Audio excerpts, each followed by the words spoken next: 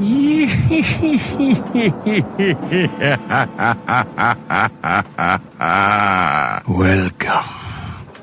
to Biff's Mystery Theater. I have many tales to tell you.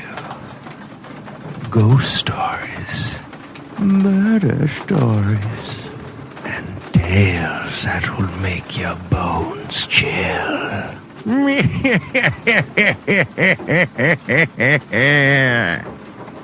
Join me, won't you? For Theater of the Mind, where you always have the best seat in the house.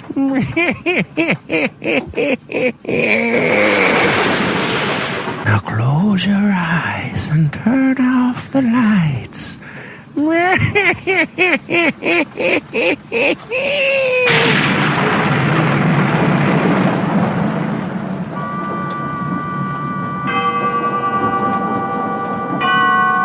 Autolite and its 96,000 dealers bring you Mr. Richard Widmark in tonight's presentation of Suspense.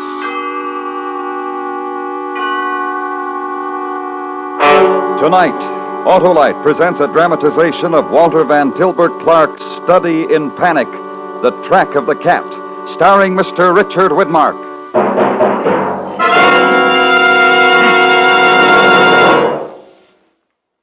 Hello, Mr. Wilcox. Well, gas me up if it isn't Sam, my Autolite spark plug man. How's it going, Sam? Great. If you mean my exclusive Autolite plug check indicator. Ah, that super sleuth is really doing a job, eh, Sam? You bet. It quickly and accurately shows my customers if their car's spark plugs need cleaning, or if they're worn out or wrong for their style of driving. And if they need cleaning, Sam? Why, then I do the job fast and fine with my modern equipment. And if those spark plugs are worn out or wrong? Oh, you know the answer, Mr. Wilcox. I sure do, Sam. You install ignition-engineered Autolite spark plugs for smoother performance, quick starts, and gas savings.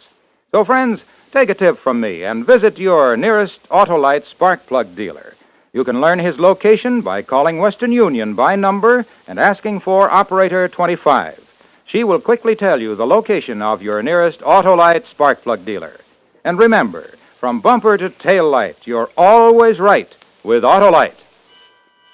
And now, with The Track of the Cat and the performance of Mr. Richard Widmark, Autolite hopes once again to keep you in suspense.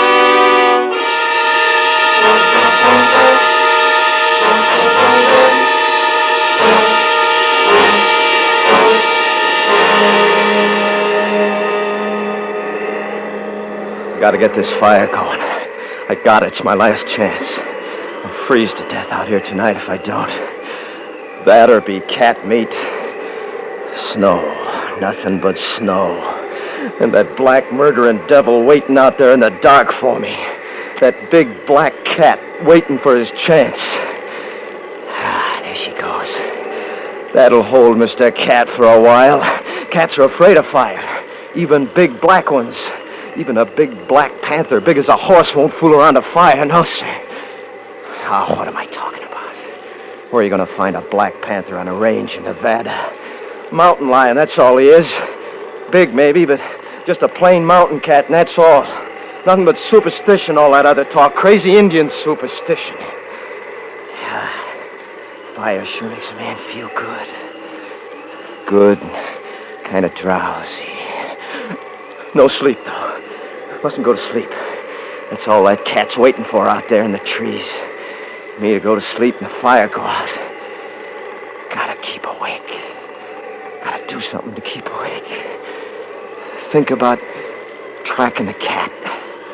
How I got started. 2 days, 2 nights. Almost 3 nights ago. 5 o'clock in the morning.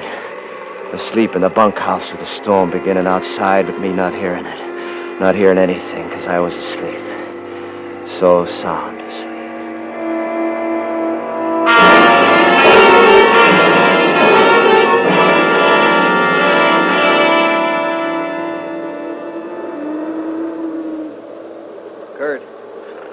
Kurt. Wake up. Wake up, Kurt. Arthur. What's the matter? What's the matter with you? Cows are balling up in the canyon. Something's out. Oh, for Pete's sake. You have to wake me up every time you have one of your crazy dreams. Go back to bed. It's no dream, Kurt. Oh, you too, Hal, huh? You only hear it when the wind's right. Listen, Well, how long's that been going on? Why didn't you let me know sooner? we've just been awake a few minutes. We wanted to be sure. A few minutes. And that going on all the time? Fine couple of brothers I got to help me run a ranch. One good for nothing but dreaming, and the other good for nothing but thinking about that gal of his. Let's leave her out of it, huh? How can I leave her out of it? You practically moved her into the house, didn't you? Quit ragging the kid, Kurt. She's just here for a visit. You know that. Yeah. Well, get your clothes on. What are you standing there for? You think that cat's going to wait for us? You figure it is a cat? What else could it be, running cattle like that? Or maybe you think it's that Black Panther Joe Sam talks about, huh? I swear, Arthur, sometimes I think you're as crazy as that crazy old Indian. Could be. Could be that me and Joe Sam are just the ones that ain't crazy. Indian lover and cat lover. But don't think you ain't gonna go out there with me because you are. Any way you want it, Kurt. I'll go with you, Kurt. Oh, no. No, you gotta stick around and take care of that gal. Yeah, listen to that. We woke the old lady up. She's come down to the kitchen.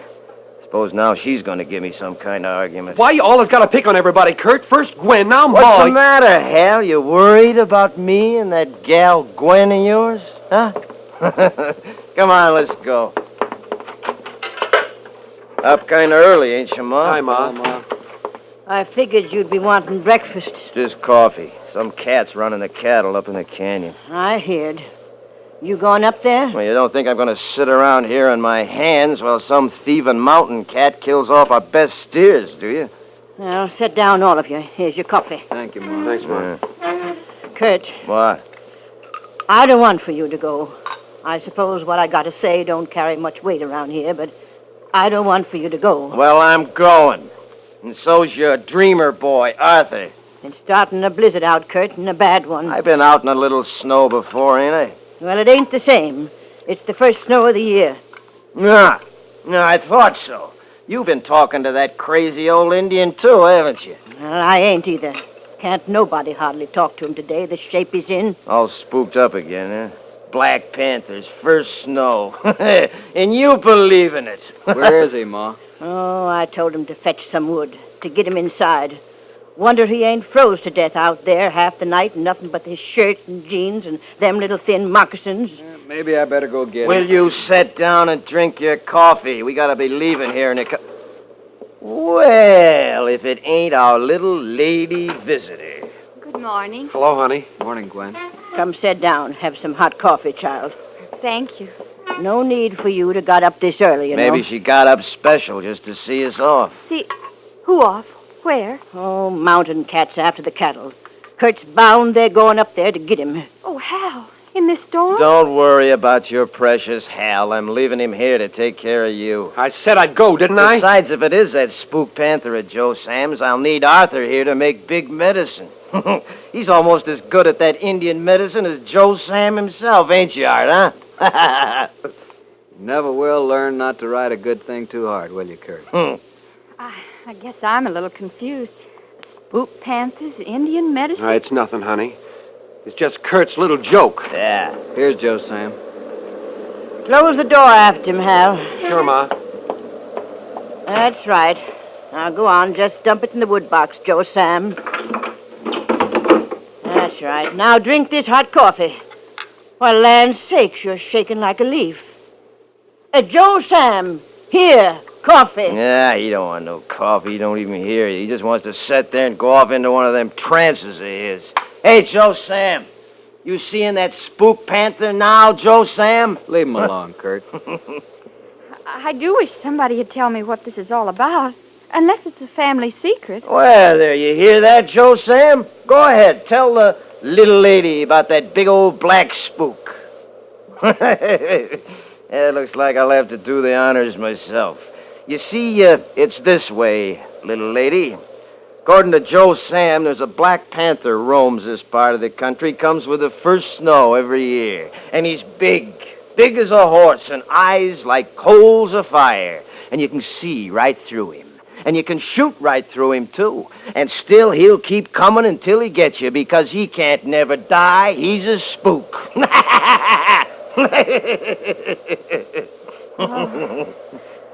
Kind of frightening. For old women and for dreamers, maybe. Now, come on, dreamer boy, let's go. Suppose you're going to wear that old cowhide parka, too. Makes you look even more like a medicine man. Keeps me warm. Oh, be careful. Please. And don't stay out there beyond nightfall. Yeah, sure. We will, Ma. Arthur, Well, come to life, did he? Arthur, no go. It's all right, Joe Sam. No, Arthur, not. Please, no go. I got to, Joe Sam. We both do. Will you come on and stop palavering with that old fool? All right, Kurt, all right. You go, Arthur, Got to. But don't you worry. then you go. But you not come back. You not ever, ever come back.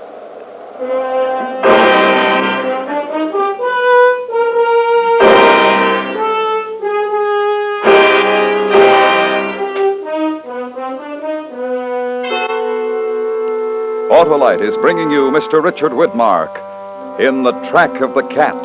Tonight's production in radio's outstanding theater of thrills, Suspense.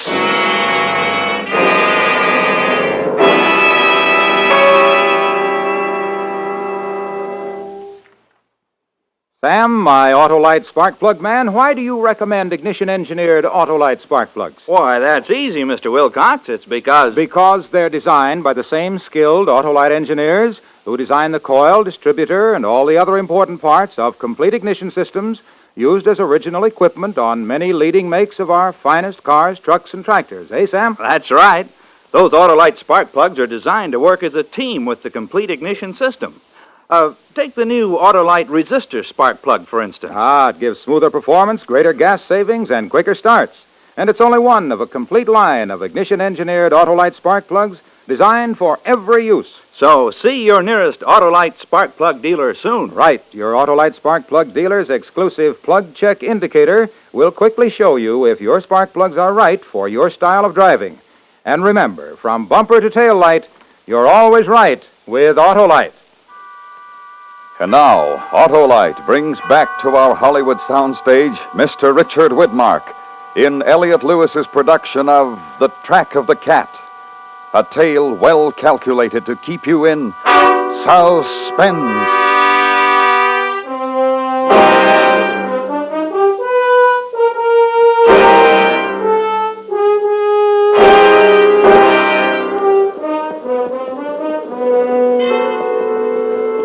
Even after we was saddled up and heading out across the range, I was still laughing to myself at what the old man had said to Arthur about not coming back, and how solemn he said it.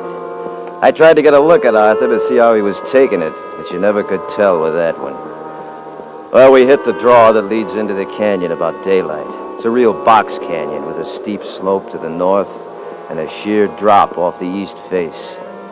We couldn't hear the cattle now, but we could see their tracks in the snow where they was heading up the canyon. And then I saw what I'd been looking for. Hey, look! Look at that. You see them tracks? Cat, all right. Big one. Yeah. Pretty near as big as a horse at that. But you won't see through the cat that made them tracks. He's real enough. Well, come on. Most like he's still up there. Not what is them fool horses. Look. Up ahead. What? It's a steer. He's dead and with his neck broke by the looks. That's what ails the horses. They don't like the blood. Yeah. Look up there. You're right. 2 more. That's 3 of my best steers. Why, he's been up here killing for fun. Don't look like he's up here now, though. There goes the track up in North Slope. Yeah, he's gone, all right, but he ain't been gone long. Track's as fresh and clear as print on a page. I'm going after him. You'll need snowshoes. You'll need grub. I'll go back after it if you like. I'll go myself if it's all the same. You stay here and hold the trail. Either way. No, not either way. That way. Unless you're worrying about what Joe Sam said. I'm not worrying. And don't go dreaming off, because I want you to be here when I get back. I'll be here. All right, then. Keep your eyes open. Sure. And Kurt. Yeah. If I were you, I'd leave Hal's girl alone.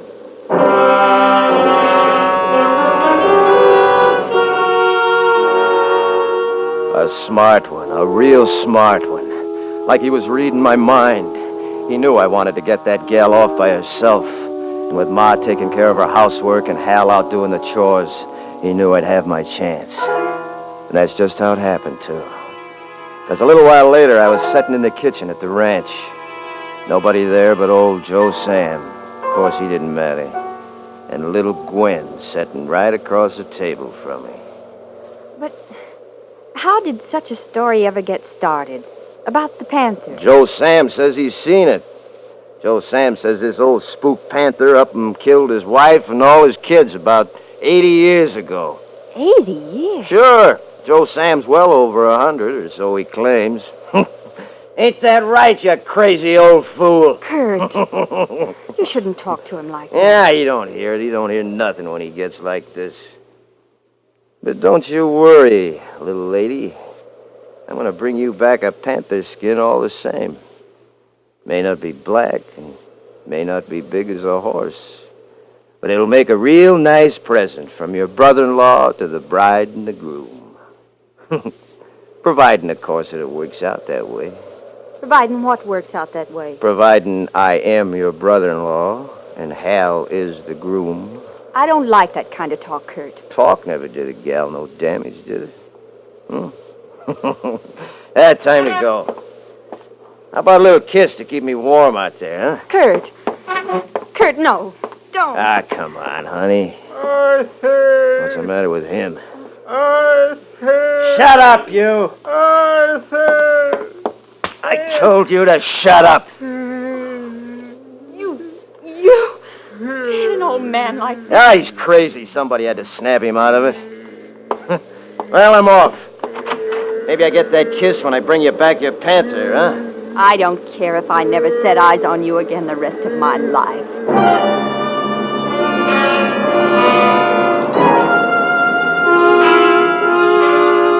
Only it wasn't me she wasn't going to see again for the rest of her life. Because when I got back to the canyon, I found my brother Arthur laying in the snow, and 3 deep gashes in his back like the stabs of a knife, and his neck was broke. And all around him was the track of the cat.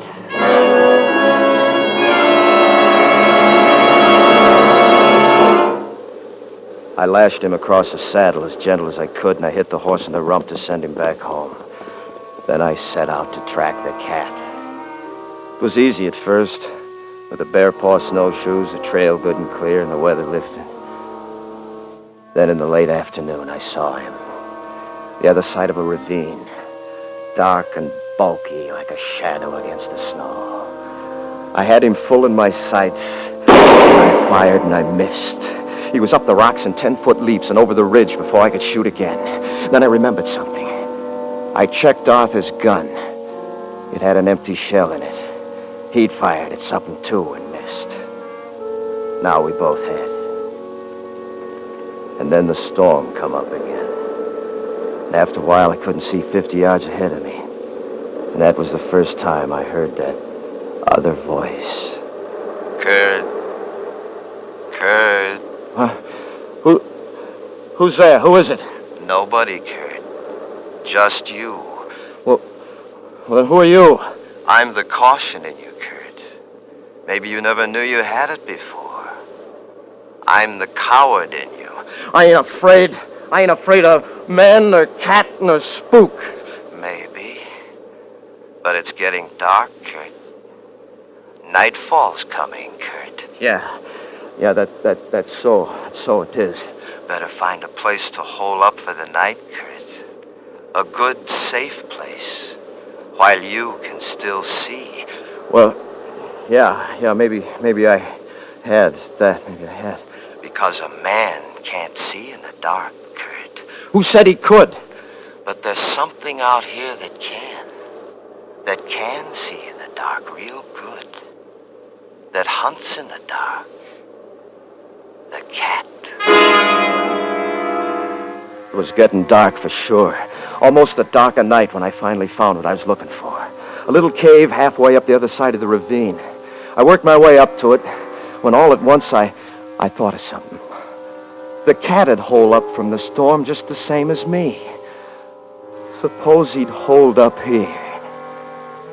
For a long time, I just stood there listening. But there was nothing but the wind and the whistle of the snow. And then, real slow, with my knees shaking a little, I crept up to it. My finger on the trigger of the gun. And I lit a match. The cave was empty.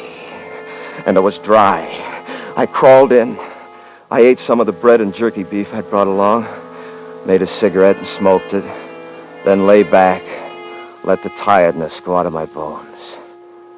It was warm and cozy. I felt good. Real good. And warm. And drowsy.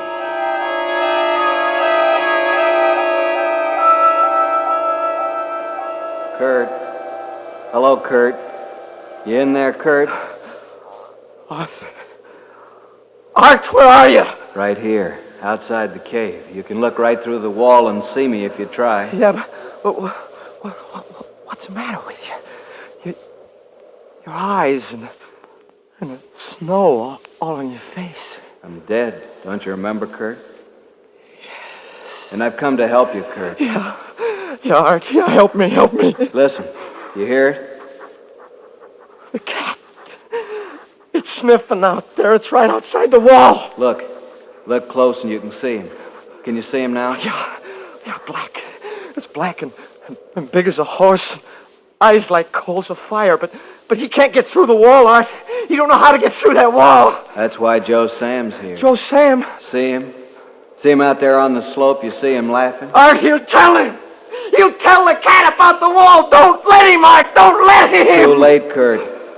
Arthur, help me. Help me. Too late now, Kurt. Too late. Arthur!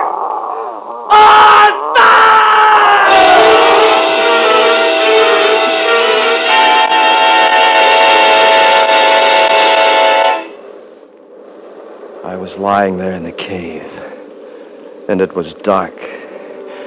So it was a dream. Sure, it was a dream. But was it all a dream? I listened, and then I heard something that could be... All right, suppose he was out there. I couldn't stay holed up there forever by a stinking mountain cat. I reached over for my rifle, and then I bent my knees up, and I kicked out with all my might. And the wall went flying out into the ravine, and I was crouching there with the rifle. And there was nothing. No cat. No tracks. Nothing. Better head for home, boy. You've got daylight now. Head while the heading's good. I can't do that! I swore I'd get that cat! You've got a long way to go, Kurt. I swore! For Art! And I promised Gwen. What'll I tell Gwen? You'll have enough on your hands just getting back before it's dark again. Well, I sure hate to give it up, though. What's the matter with you? Don't you know yet? Know what? You're not hunting that cat anymore. That cat's hunting you. I laced on the bear paws and I started down the ravine. It was still snowing, but I could see pretty good now. And I'd taken my directions the night before, down the ravine, up the other side, half a day north along the ridge, then down the other side, and keep going until you see the ranch. I was making pretty fair time. I figure it was just about midday when I seen the sun break through a hole in the clouds way off to my right. And then I stopped. Because there was something wrong. Awful wrong. What's it doing up there, Kurt? What's the sun doing up there? I don't know. It can't be. You're supposed to be going north. Sure I am. Half a day north along the ridge, then down the other side, sure. The sun's on your left when you travel north, Kurt. Oh, and it's on my right. A whole half a day I've been going the wrong direction. A whole half a day. You're going to be caught out after dark again, Kurt. You're going to be caught out after dark. That's all he's waiting for, Kurt. Waiting for the dark. I can't! I can't get caught out. I gotta make it. Never. You'll never make it. What'll I do? What am I gonna do? Run. Keep running. I can't run much more. Think of something. Think. I can't think. Think of fire. A Fire. Yeah, if I only had a fire. That's it, a fire. That's it. That's it, a fire. That'll hold Mr. Black Cat. Afraid of fire, ain't you, you murdering devil? That'll hold you. A fire. A great big roaring fire. It's all right now. It's gonna be all right. I got branches cut enough to last all night. Nothing to do now but take it easy and feed the fire. He's out there in the trees somewhere, but he won't come near this fire. No, sir, he won't. I'll just keep smoking. Keep yourself awake. Keep your eye on that fire. Just watch the fire. Just keep watching that fire. Too late, Kurt. Huh? Too late. What? Arthur! The fire's gone out. Gone out? I gotta fix it quick. Too late, Kurt. He's here. The cat. The cat? Crouching there to make you spring. You see him behind that tree, big as a horse and black as night and eyes like... Help me, Arthur! Help me! Son, shoot. Shoot while you still got the chance right between those burning eyes. Shoot. I'll shoot! Too late, Kurt. You shot right through him, but he's coming at you. Throw the gun away. It's no good now, Kurt. Run, your only chance. Run, faster. Faster, Kurt. Don't fall. He's right behind you, Kurt. Faster, faster. Look out, you're falling. You're falling, Kurt. You're falling. Ah!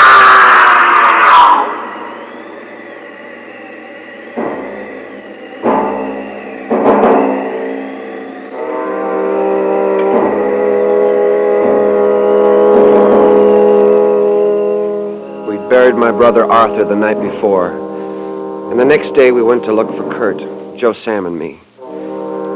We found him where he'd fallen over the cliff of the canyon, all stiff and twisted in the snow. Later, we went up to see what happened. You could tell he'd been running when he fell, running away from something and afraid for his life.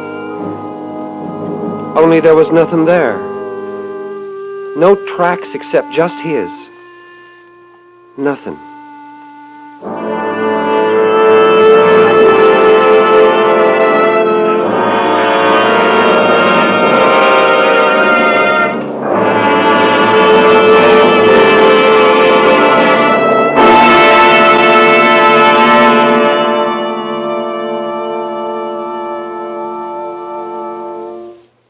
Suspense. Presented by Autolite. Tonight's star, Mr. Richard Widmark.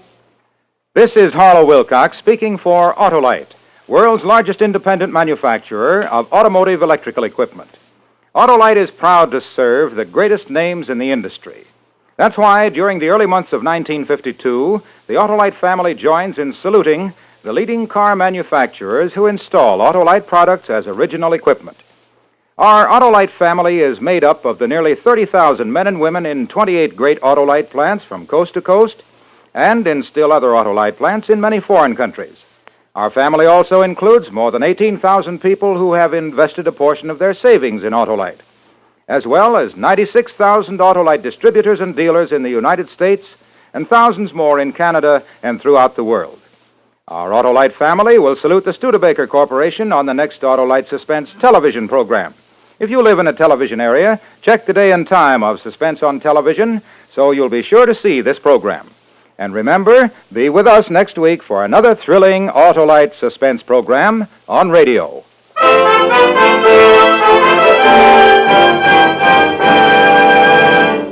Next week on Suspense, our star will be Miss Linda Darnell in a story about a woman who knew her husband was trying to kill her and was powerless to stop it. A dramatic report we call A Killing in Las Vegas. In weeks to come, we shall also present Herbert Marshall and Frank Lovejoy, all on Suspense. Suspense is produced and directed by Elliott Lewis, with music composed by Lucian Morowick and conducted by Lud Gluskin. The Track of the Cat was adapted for Suspense by Sylvia Richards from the book by Walter Van Tilburg Clark. Featured in the cast were Harry Bartell, Lee Millar, Martha Wentworth, Sharon Douglas, and Parley Bear. Tonight's appearance of Richard Widmark was made possible through the courtesy of 20th Century Fox Studios. Mr. Widmark may currently be seen in the Technicolor production Red Skies of Montana. And remember, next week on Suspense, Miss Linda Darnell in A Killing in Las Vegas. This is the CBS Radio Network.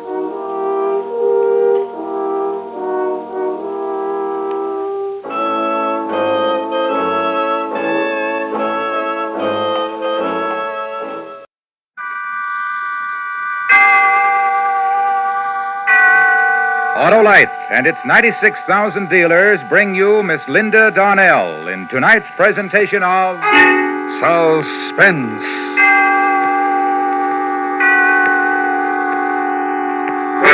Tonight, Autolite presents the story of a woman who knew her husband was trying to kill her and was powerless to stop it. A dramatic report we call A Killing in Las Vegas, starring Miss Linda Darnell.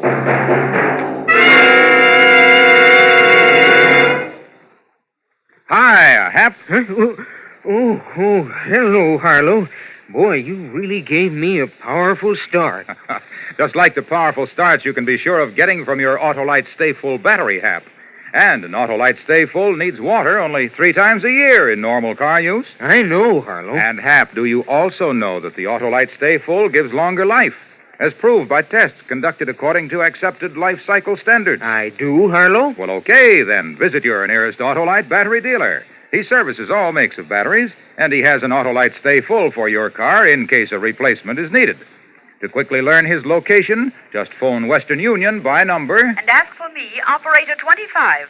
I'll gladly tell you the name of your nearest Autolite battery dealer. Where you can get an Autolite Stay Full, the battery that needs water only 3 times a year in normal car use. And remember, from bumper to tail light, you're always right with Autolite. And now, with A Killing in Las Vegas and the performance of Miss Linda Darnell, Autolite hopes once again to keep you in suspense.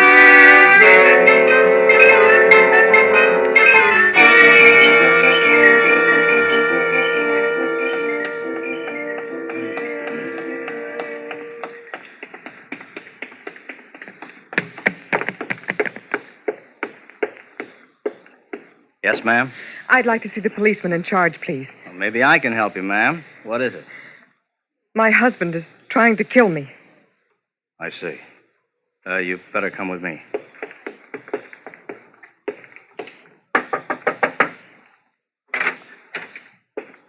Oh, Hank, I think you better talk with this lady. Oh, yes, ma'am. Come in. Now, have a seat. Thank you. Now, what is it you wanted to see me about, Miss... Mrs. Evans. Dixie Evans. I'm a dancer over at the Oasis Club. Oh, yeah, the Oasis. You must be one of the new acts. I don't believe I've seen you. Well, I just started my run this week. Well, what's your trouble, Mrs. Evans? My husband is trying to kill me. Your husband? Yes, twice in the last 24 hours. Well, maybe you better start at the beginning. Well, my husband, Charlie, and I arrived here in Las Vegas about a week ago.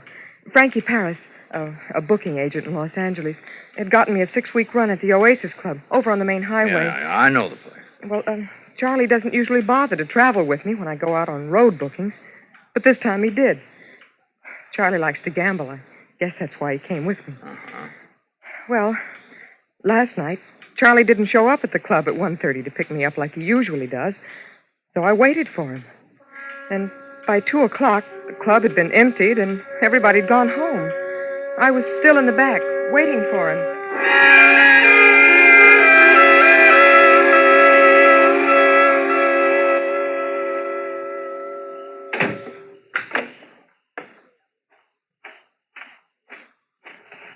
Who is... Oh, it's you, Dixie. Hi, Barney. And what are you doing out here all alone? Well, I'm waiting for my husband. He's late. It sure is. It's almost 2:30. You know where he is? No. Getting lucky, I hope. That's what I call wishful thinking. Did the house get much play tonight? About usual. Hey, would you like me to give you a lift downtown to your hotel? Oh, no, thanks, Barney. I better wait for him. He'd have called me if he wasn't coming. He'll be along any minute. Yeah, if nothing happened to him. Oh, I know him like a book. After living with him for 7 years, I should know. He'd have called. You've been married that long, huh? Yep. Well, look, Dixie, I don't like to leave you out here all alone like this. Don't be silly. Well, if I can't offer you a lift to town... No, thanks just the same, Barney. Tell you what I'll do. I'll wait around till he gets here. I don't want you to get lonesome. Oh, no. You go on home and get some sleep. I won't be lonesome. I've got all those wide open spaces of Nevada just to keep me company. Okay, Dixie. And besides that, I got a strong pair of lungs. I can always scream for help. Sure, but who'd hear you? Like you said, those are wide open spaces out there. Are you trying to scare me? Nope. I'm just tired. I'll see you tomorrow night. Good night, Dixie. Good night, Barney.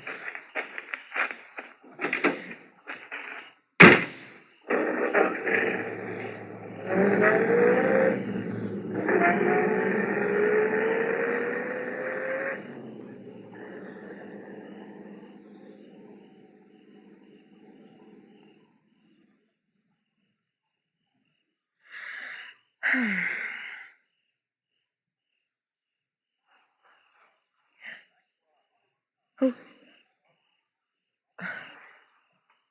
Charlie? Charlie? That you? Who is it? Charlie?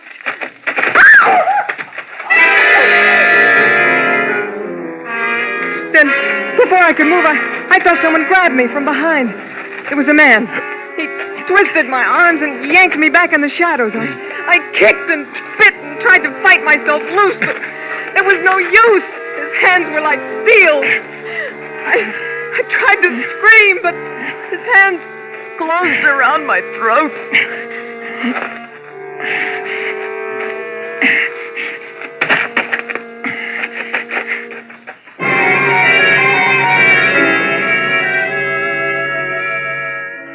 When I came to, I was lying on the gravel back of the club. It was still dark. I took a deep breath, and my lungs felt as if they were going to burst, and my throat ached. I staggered to my feet and ran around in front of the club onto the main highway.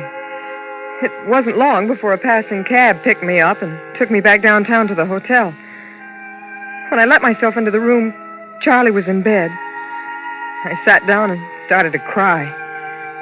He got up, came over, and put his arms around me. That's when I should have known. When he put his arms around me. Look, Dixie, baby, come on, get hold of yourself now. Come on, take hold, honey.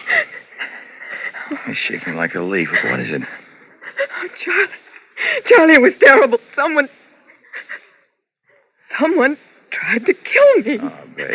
Oh, Charlie. Look, will you stop crying long enough to tell me what you're talking about? Someone tried to kill you? Yes. Where? In back of the club, the Oasis. I was waiting for you, and he... Didn't you get my telephone message? Message? Yeah, I left a message for you. Well, no. Oh. Well, what happened? Well, I was back there waiting for you.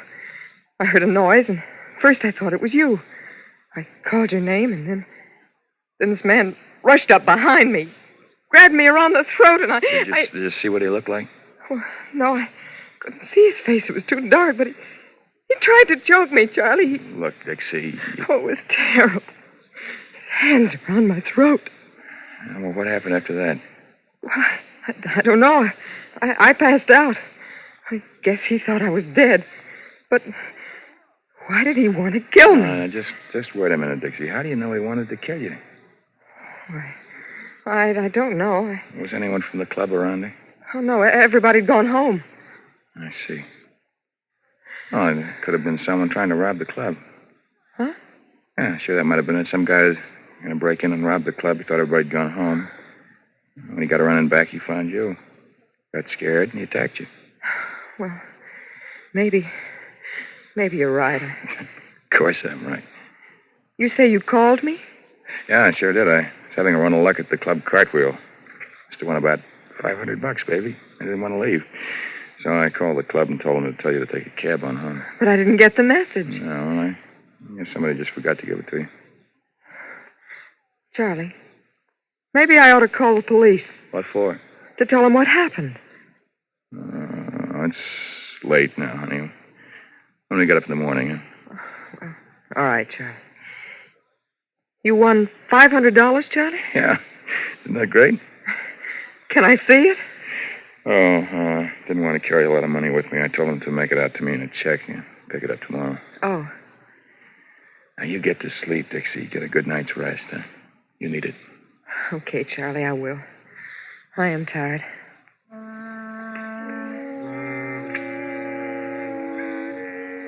I had a very restless night. I didn't get much sleep.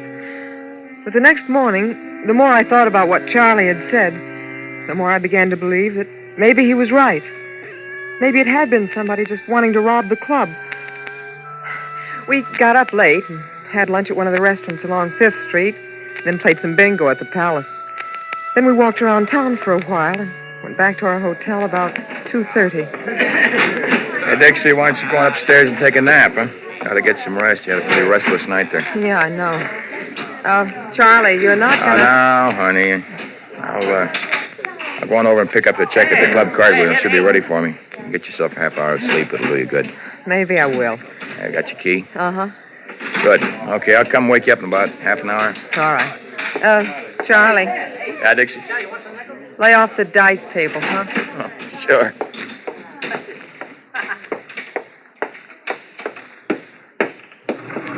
Yes, ma'am? 3, please. Yes, ma'am.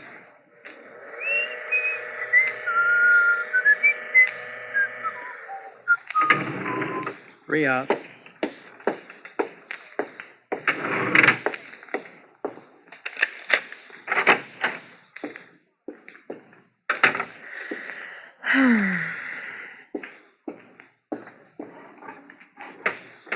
Oh, brother, this feels good.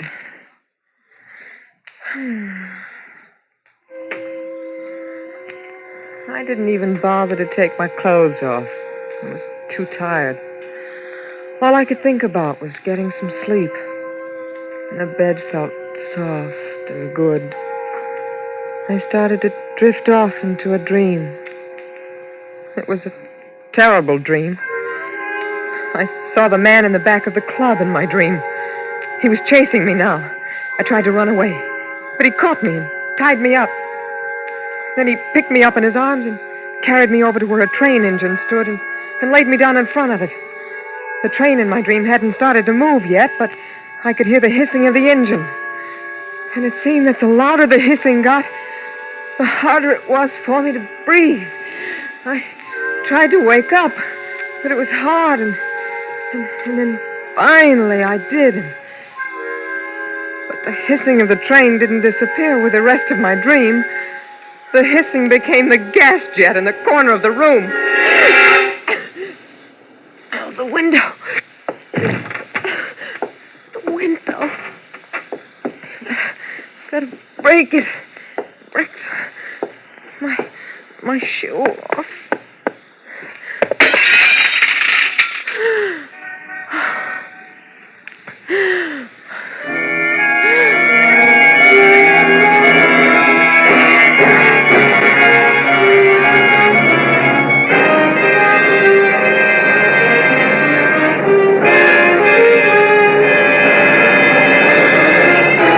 Autolite is bringing you Miss Linda Darnell in A Killing in Las Vegas.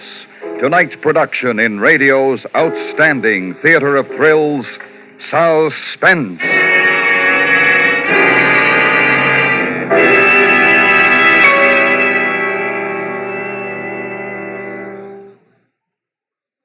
Harlow, I've told you before that I have an Autolite Stay Full battery. What do you think of it, Hap? Oh, it's great. It's grand. It's magnificent. And it's protected, too. Protected? Yep. Every positive plate in the Autolite Stay Full is protected by fiberglass retaining mats to reduce shedding and flaking. and give the Autolite Stay Full longer life, as proved by tests conducted according to accepted life cycle standards. And the Autolite Stay Full needs water only 3 times a year in normal car use. So, friends, visit your Autolite battery dealer, the man who services all makes of batteries. To quickly learn his location, just call Western Union by number. And as for me, Operator 25, I'll gladly tell you the name and address of your nearest Autolite battery dealer, where you can get an Autolite Stay Full, the battery that needs water only 3 times a year in normal car use. And remember, from bumper to tail light, you're always right with Autolite.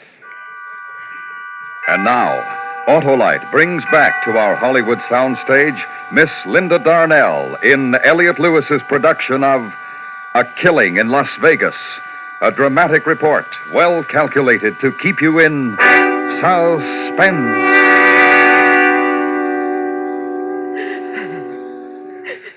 All right, Mrs. Evans, just try to finish your story if you can. You say you tried to break the window with your shoe. Yes. It finally broke, and I got some fresh air. And this was how long ago? About an hour. Then what happened after you were able to revive yourself? Well, I was scared. I asked myself, what have I done so bad that someone wants to kill me for it? Because now I believe that someone was trying to kill me. I tried to get hold of Charlie, my husband, to tell him to come back to the hotel right away.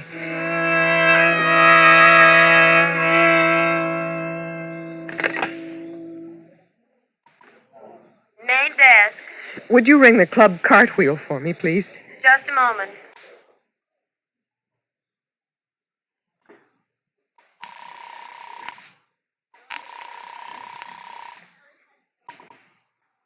Club Cartwheel. Julio Cole speaking. My name is Evans, Mrs. Dixie Evans. My husband was coming in to pick up a check. Can you tell me if he's still there? Pick up a check? What's he do, work here? No, he came in there last night. He had a run of luck, and he said he told you to make out a check for him. What was that name again? Evans? Yes, Charles Evans. Just a second. Hey, does anybody know anything about a check for Evans? No. You mean he hasn't picked it up yet? No record of a check waiting for him. But he told me. Yeah, lady, sure. He told you. I'm sorry I bothered you. No bother at all.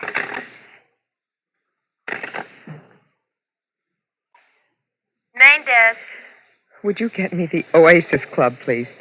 The number is 4062. One moment.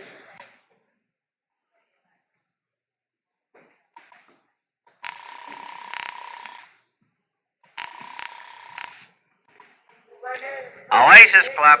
This is Dixie Evans. I was wondering if there were any messages left there for me last night. Oh, wait a minute. I'll look. Not a one, Mrs. Evans. Thank you.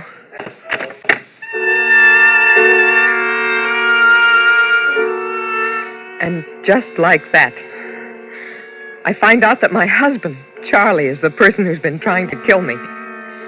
My own sweet, loving husband. He didn't win a pile at the club cartwheel.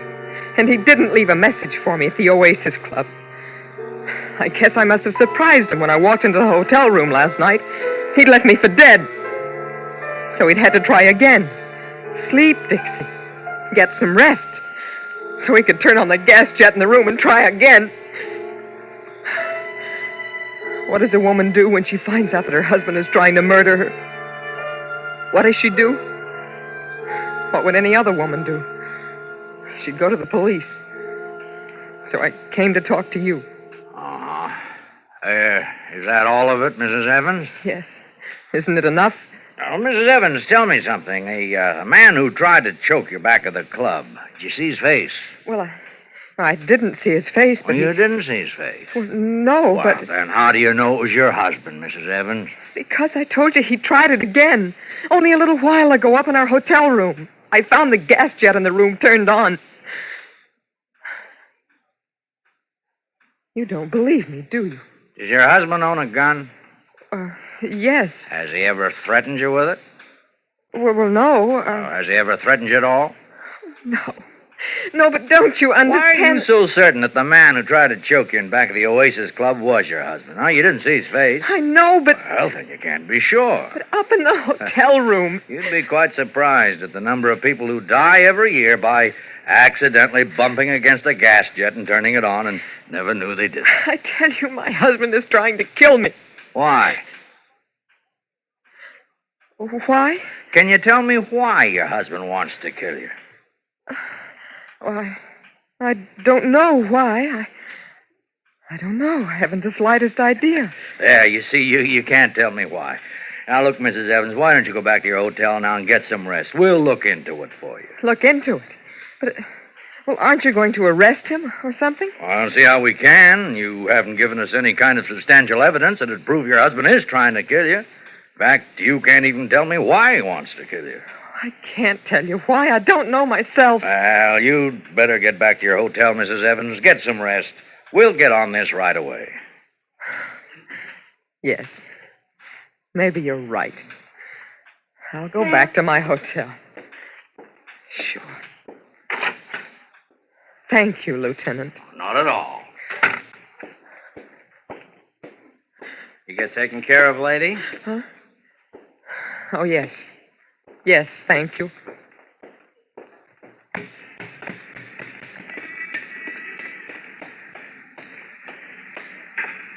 Dixie? Charlie.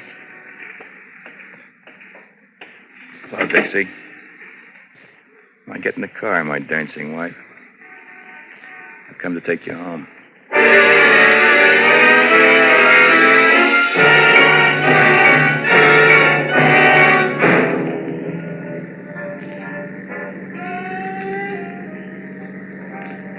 Charlie, I thought we were going back to the hotel. This isn't the way. What are we doing on the highway? Charlie, what's the matter? What's wrong? Oh, don't turn the radio louder, Charlie. I want to talk to you. Charlie, you're mad at me, aren't you? What have I done that's made you mad? Oh, Charlie, take me back to our hotel. Let's get home. I want to go home. I don't want to go for a ride. I'm tired now. I'm awfully tired, Charlie. Please don't turn it louder. It makes my head hurt. Please, Charlie. Charlie, don't I mean anything to you anymore? What is it? What are you mad at me about? Is it the divorce, Charlie? I don't want to hear you talk. That's it, isn't it? That's what you're mad at me about, the divorce. But I can't give it to you, Charlie. I can't. Look, it doesn't matter anymore. She's married now. She wouldn't wait any longer. So yesterday she got married. Oh, Charlie, I didn't know it meant so much to you. I only tried to do what I thought was best for the both of us. We're not getting any younger, and when two people were married for as long as we were married, I thought maybe we should try to make something of it. You thought that. What about me? You? What about what I thought? Oh, you're right, Charlie. But you can't kill me now. Why can't I? I told the police. You told them what? That you were trying to kill me. That it was you in back of the club. That you turned on the gas jet. Oh, no. You can't kill me, Charlie. They'll pick you up in a minute. Okay, Dixie. Shall we go back to the hotel now? Okay, Dixie.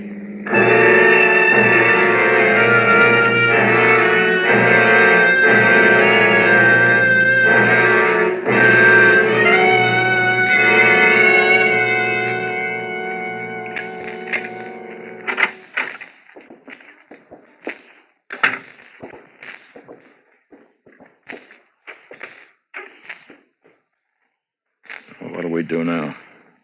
There's nothing to do, Charlie. We just go on, I guess, like we have. You'd do that? You stay with me, married to me, knowing I want you dead? I have to, Charlie. Because I won't give you a divorce. Well, like chess, Dixie, we're stalemated, aren't we? Looks that way. You know how much I hate you. Now I know. Up to now, it's been a game of cat and mouse. You were the mouse, and I was the cat, ready for the kill. But you tricked me, my pretty wife. You must feel pretty proud. But look, the game's going to change, Dixie. Work hard. You make lots of money because I'm going to spend it all. Charlie. Have I been a good husband to you, Dixie? And think back. Remember all the soft, sweet things that we ever held between us. Think about them, because those soft, sweet things will become just a memory. From now on, I'm going to make life hard for you, Dixie, and I'm going to make it so hard for you, you'll wish that I had killed you. I'm tired, Charlie. I'm going to try to get some rest. Yeah. Get some rest.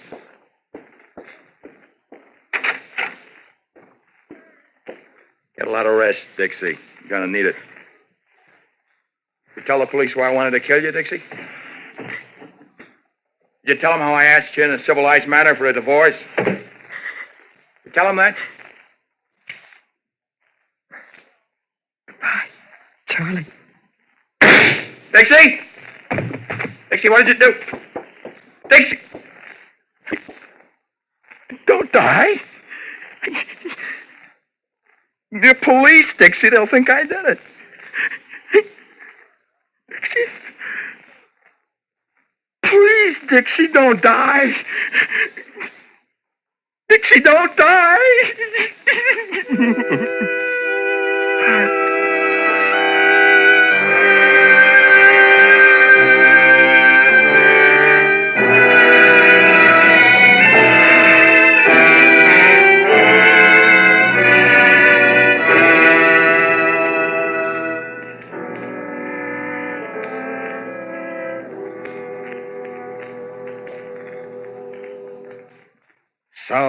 Suspense. Presented by Autolite. Tonight's star, Miss Linda Darnell. This is Harlow Wilcox speaking for Autolite, world's largest independent manufacturer of automotive electrical equipment. Autolite is proud to serve the greatest names in the industry. And during these early months of 52, the Autolite family joins in saluting the leading car manufacturers who install Autolite products as original equipment. Our Autolite family is made up of the nearly 30,000 men and women in 28 great Autolite plants from coast to coast and in still other Autolite plants in many foreign countries. It also includes more than 18,000 people who have invested a portion of their savings in Autolite, as well as 96,000 Autolite distributors and dealers in the United States and thousands more in Canada and throughout the world. Our Autolite family will salute the DeSoto division of Chrysler Corporation on the next Autolite Suspense television program. If you live in a television area, check the day and time of Suspense on television so that you'll be sure to see this program. And remember, be with us next week for another thrilling Autolite Suspense program on radio.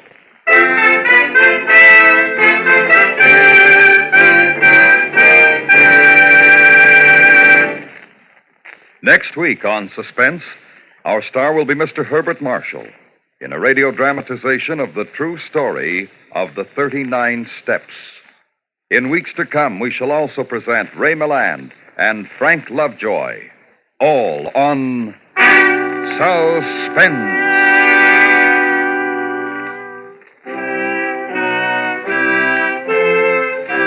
Suspense is produced and directed by Elliot Lewis, with music composed by Lucien Morawick and conducted by Lud Gluskin. A Killing in Las Vegas was written for Suspense by Richard George Pedicini. In tonight's story, Lamont Johnson was heard as Charlie and Joseph Kearns as the lieutenant. Featured in the cast were Jerry Hausner, Charles Calvert, Eve McVeigh, and Jim Nusser. Linda Darnell will soon be seen in David E. Rose's production of Saturday Island. And remember, next week on Suspense, Mr. Herbert Marshall in The 39 Steps. Did you know that more than 7 million American men, women, and children are victims of crippling arthritis? Help prevent this waste of human happiness and power. Give today to the Arthritis and Rheumatism Foundation, care of your local postmaster. This is the CBS Radio Network.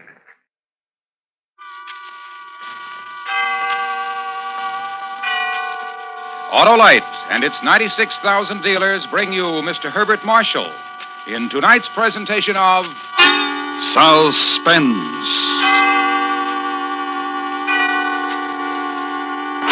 Tonight, Autolite presents a spy story, the true story of that series of events known as The 39 Steps, starring Mr. Herbert Marshall.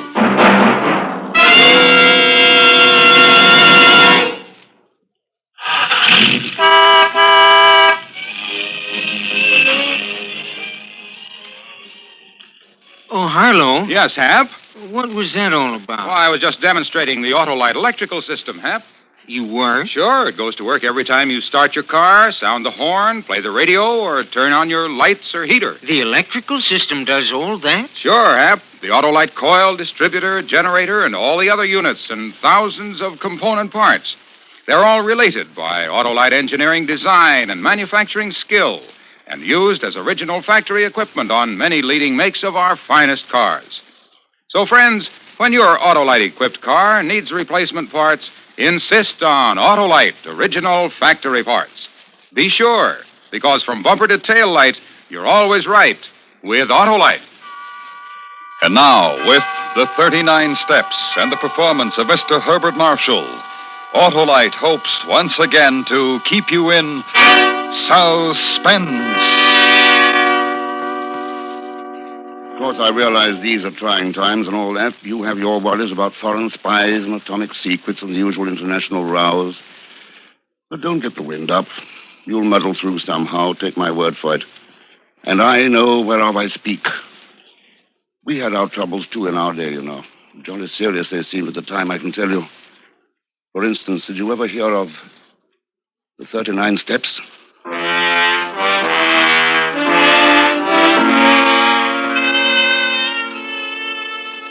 It was in the spring of 1914. I'd spent the last 10 years on the African veldt in the Bulawayo country.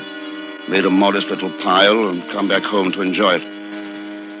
The only difficulty was I didn't enjoy it. There was something wrong about England and about London for me. And then I realized what it was. It was dull. I had nothing to do, and I was plain, simply bored. That is, I was until that memorable evening when I returned to my flat near Portland Place. It was the first floor front, and I was in the hall, fitting my key in the lock, when a little man with a bowler hat stepped out of the shadows from beyond the door to the next flat back. I saw that he was frightened. He was carrying it off well enough, but he was frightened, as I had seen men frightened before. Frightened of his very life. You're Mr. Richard Hanai, aren't you? Yes, that's right. Can I speak to you a minute? What about? Inside, if you don't mind. Oh, very well, if you wish. Come in. Thanks. Thanks a lot. That door locked? No, but I'll do it myself, if it's all the same to you. I know you must think I've got a lot of nerve, but there are times when a man just can't be too careful. No, I suppose there are. Well, won't you come in by the fire? Thanks. I had a hunch you were the kind of guy I could trust. Whiskey and soda? Yes, I could sure use one. I guess you're wondering who I am. American, aren't you? That's right. Scudder is the name. Frank P. Scudder. I have the apartment right over yours. I've had an eye on you ever since my troubles began. Really? Here's your drink. Good Lord, man, don't drop it. Yes, I'm a little shaky. You see, if you'd come along about 5 minutes later, I'd probably be a dead man. I say. Well, cheerio. Here's to you. Now, old chap, what's on your mind? Did you ever hear of a Greek politician named Karolides? No, I can't say that I have. Got it in for you, has he? He hasn't got it in for me. They've got it in for both of us, Karolides and me. They? Who's they? The Schwarzerstein, the Black Stone. Schwarzerstein? Black Stone? Sounds like some sort of German sporting society. Well, you're not far off at that. But it's not the kind of sport you're thinking about. Their sport, Mr. Hanai, is war. Sounds serious. It is serious. It's deadly serious. But let me start from the beginning. I guess you know that all the countries over here have their spies, including your own. One hears of that sort of thing naturally. Well, it's true. I'm with your people. The only trouble is I've gotten in a little deeper than I figured on. Sounds like interesting work. Well, it is if you can stay alive. And right now, that's my big problem. Because tomorrow morning it will be announced that this Karolides has been appointed Prime Minister of Greece, and that he's going to pay an official visit to England. He'll arrive on the 3rd. On the 4th, he'll be assassinated. I'm the only man in the world who can prevent it, and they know that. By they, you mean the German chaps? Yes, that's right. And that's why they're after me. Well, if you want my advice, I'd say there's nothing to it. Simply go to the authorities. No good, no good. They'd find out about it, and then they just change their plans. You know your business, I suppose. Still, I hardly see how the murder of an obscure Balkan politician can very well involve anyone in war. That will only be the incident. There's something else, something I can't tell you about yet. Not even sure about it myself. But believe me, Mr. Hanai, unless I am alive until the 5th, your country will be at war. This is all pretty hard for you to swallow, isn't it? Well, you must admit it's rather a tall tale. Now, let me show you something. Come over here by the window for a minute. Now, pull the blinds. Very carefully. Tell me what you see. A couple of chaps loafing in a doorway. Doesn't it strike you as pretty late for people to be loafing in doorways? Waiting for someone, I suppose. That's right. They're waiting for me. Oh, I see. I'll even describe them to you. One is short, heavy-set, dark. The other is tall, young, blonde. Am I right? Yes, by Jove, you are. They are the Black Stone, Mr. Hanai. And there's another one who isn't even with them. The head man. He's older than either of these two. Chubby, thick glasses like a professor. One of his eyes looks milky, like he was getting a cataract, and he's completely bald. If you ever run across him, Mr. Hanai, watch out. I don't intend to run across him. Can I stay here in your place for a few days? Lie low until I can get my plans figured out again? Just a few days, that's all I ask. Well, I can't very well turn you out in the street at this time of night after what you've told me, can I? Come along, I have an extra room, fortunately. Nothing posh, but comfortable enough. Thank you, thank you. There you are. Suit you? Oh, it looks like heaven to me. Righto. Ready to turn in, then, are you? Yes. Listen, I'm very sorry to trouble you. That's quite all right. You don't mind if I lock the door, do you? From my side. You still think maybe I'm crazy, huh? Maybe those two guys outside are my keepers. Oh, I wouldn't say that. Now, go ahead, lock the door. In fact, it'll make me feel better. Right you are. And Mr. Hanai. Yeah? I'll be grateful to you until the day I die.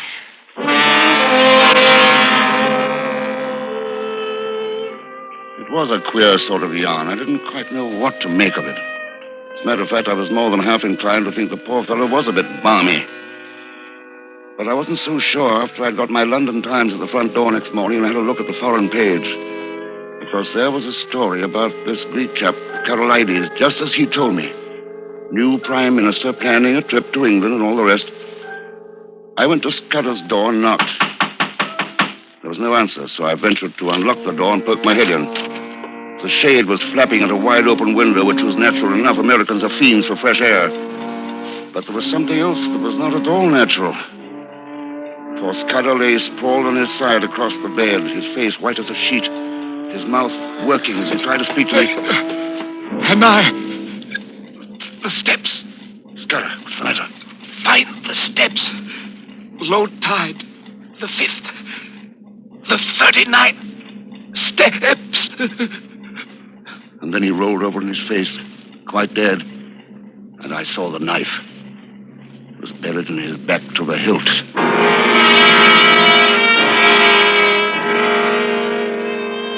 When I got myself in hand, I began to think. It wasn't very pleasant thinking. Here I had hold of some sort of information that a man had just been killed for. And if I went to the police, the odds were good they'd hang me for his murder. Got to make a run for it, I thought, until I can think things through. Head for open country. Scotland would be best. And then I thought of something else. I crossed the room and looked carefully out of the window to the street below. There they were, sure enough, the same two lads. Not waiting for Scudder now, waiting for me. Suddenly, Scotland seemed a very long way off. And all at once, I heard the sound that was my inspiration, the milkman rattling his cans on the stairs outside my flat. I ran to the door and opened it.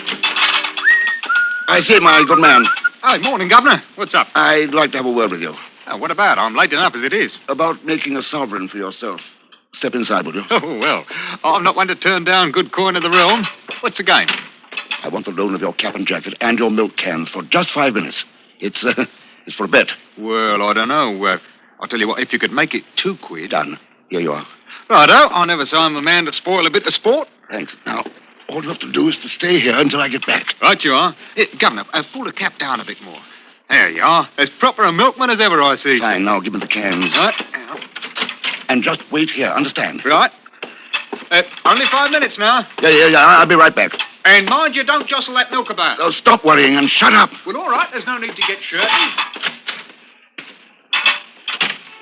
I opened the door and stepped out briskly onto the street. The two lads across the way looked at me sharply. But I kept on until I'd rounded the corner. It was only then I heard them coming after me. I tossed the milk cans over a wall and began to run. And I ran as I've never run before or since.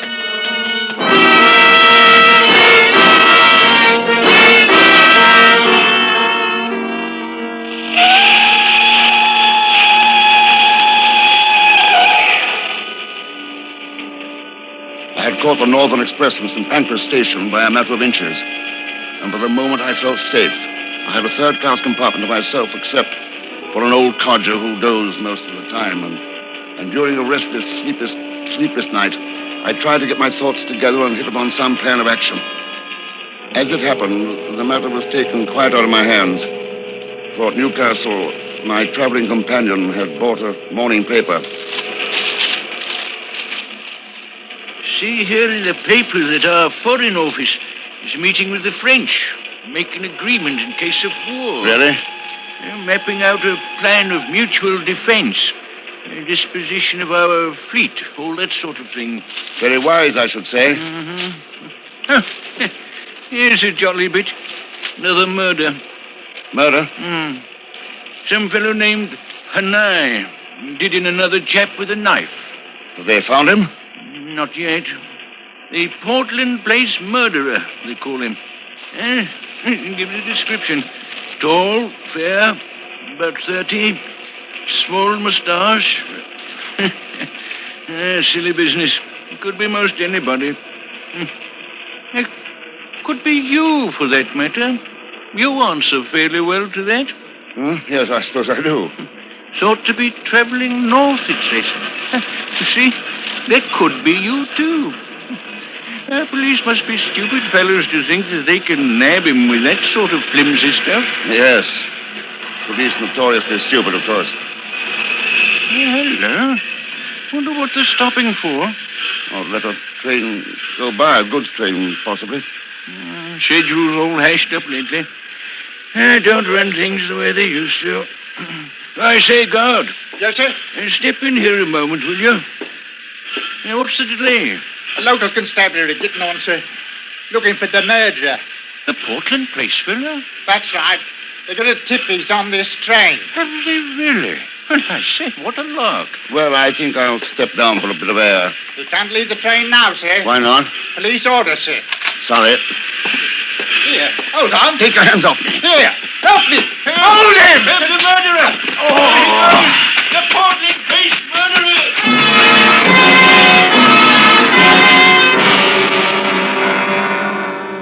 When I topped the rise of the moor, I saw they had men fanning out in every direction. It would soon have me hopelessly surrounded.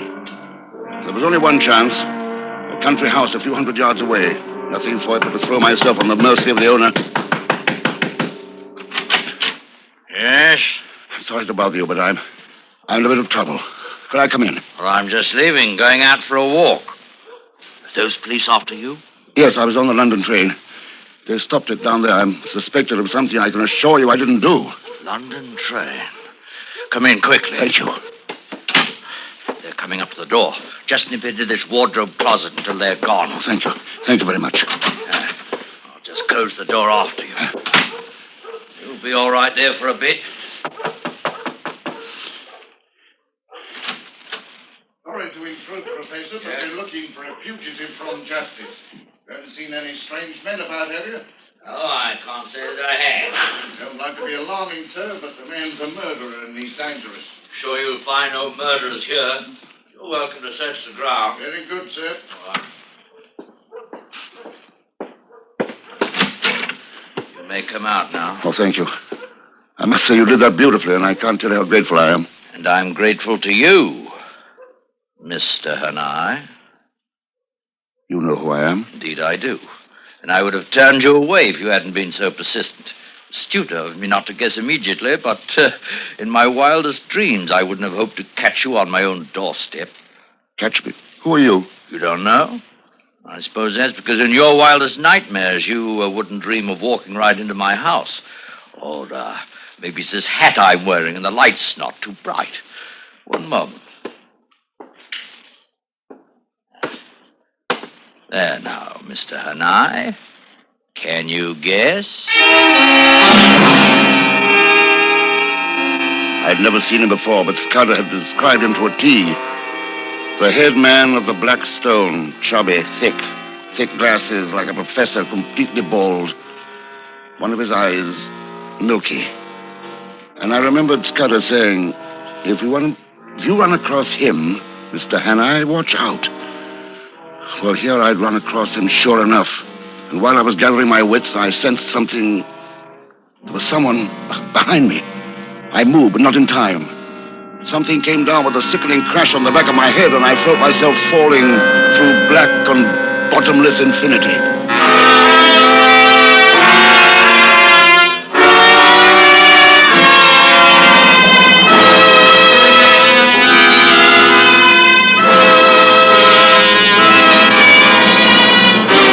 Autolite is bringing you Mr. Herbert Marshall in The 39 Steps, tonight's production in radio's outstanding theater of thrills, Suspense.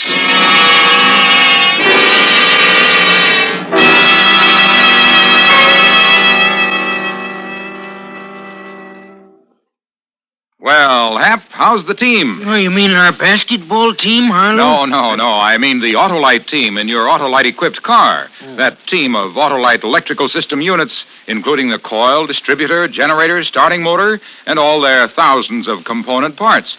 Why, they're all related by Autolite engineering design and manufacturing skill to give your car the smoothest performance money can buy. That Autolite electrical system does a big job, eh, Harlow? You said it, Hap, and it's vitally important to the smooth and efficient operation of your Autolite-equipped car. Then I'm off to treat my car to a checkup at an Autolite service station. Right, Hap. And friends, visit your car dealer or nearest authorized Autolite service station. You'll find the authorized Autolite service station nearest you listed in the classified section of your telephone directory. Or call Western Union by number and ask for Operator 25. And remember, from bumper to tail light, you're always right with Autolite. And now, Autolite brings back to our Hollywood soundstage Mr. Herbert Marshall in Elliot Lewis's production of The 39 Steps, a tale well calculated to keep you in suspense.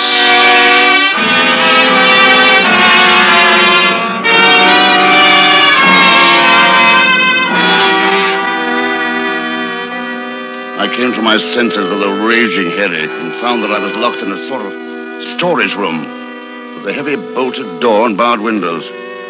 Climbing to the window, I saw that it was nearly dusk and that there was a powerful touring car sitting in the drive.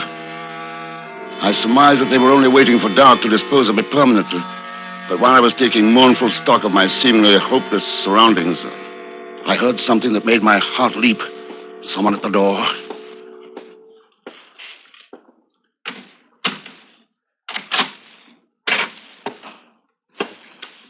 I hit him on the back of the neck as hard as I could. Seconds later, I was at the wheel of the touring car and speeding out into open country. I drove.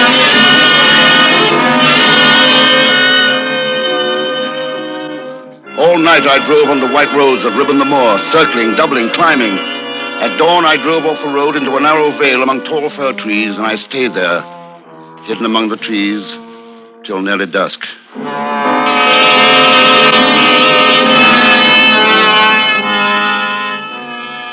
I drove all the next night until I reached a fishing village called Ruff. There I came to a kind of pass where the chimney of a solitary house sent up a plume of smoke. In the distance, the sea. The road swung over a bridge, and leaning on the parapet was a young man. I drew up beside him. Good evening. Is that place an inn? At your service, sir. I'm the landlord. You're the young to be an innkeeper? Well, it wasn't my choice of a profession. You see, I wanted to write books. Well, an innkeeper should make a good storyteller. Aye, maybe in the old days when you had pilgrims and ballad singers and highwaymen. But there's even more adventure out on these roads today, if you have eyes to see it. Maybe you're rubbing shoulders with it right now. You think so? Put me up for the night. Give me a hot supper, and I'll tell you a true tale. And a month from now, you can make it into a novel.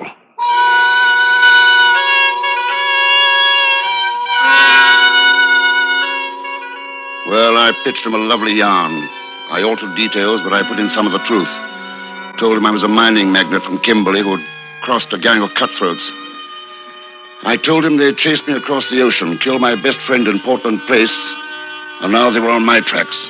And on top of that, the police thought I had done the killing. He believed every word. He was young, but he was the man I needed. He told me I could stay as long as I liked, and nobody would know. And the only pay he wanted was more stories about my adventures. So, 2 pleasant days went by. I stayed in my room, ate in my room, and I began to breathe easier. No sign of the Black Stone, and no more alarming news in the papers about the Portland Place murder. Then one night... 23 pages of newsprint and not a story in all of it. Oh? Politics is all. Assassins. Shot some Greek chap in London, Carolides. Carolides? Just as Scudder said. You know him?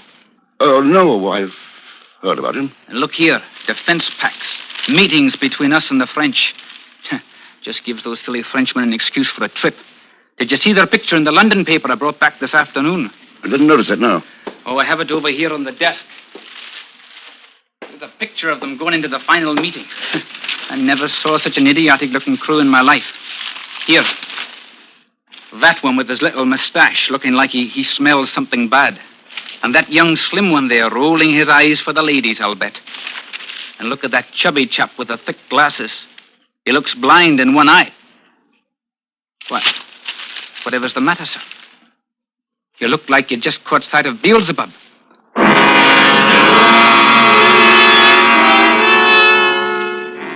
I had.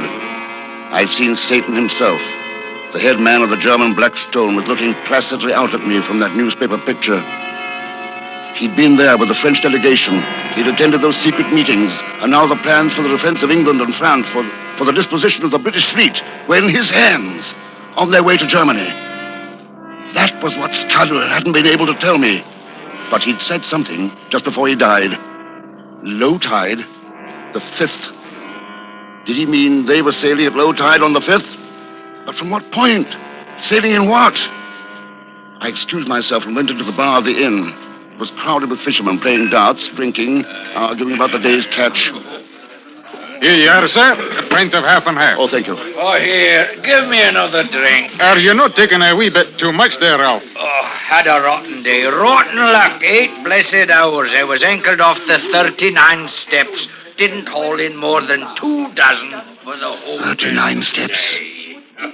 39 steps. That was what Scudder said. The steps at low tide. Bartender. Aye, sir. Will I fill it up again? If you don't mind. Thought I'd do some fishing tomorrow. How do I get to the 39 steps? Oh, you'll find a sort of a track out over the headland. That takes you there. Uh-huh. Are there really 39 of them? Well, you know, sir, I've never counted them. I've been down them 2 or 3 times, too, going to the cave. Just have a look around, you can. Oh, that cave gives me the creeps. Here, sir, where are you going? You owe me 3 and 5. Oh, sorry.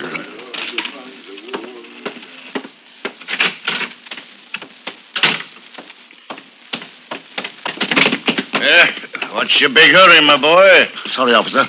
Haven't seen you around Rupp before. Here, let me take a look. No, some of the time. Hey, you look a lot like that fella they're after. Portland Place murder, they call him. You just come along with me. Wait!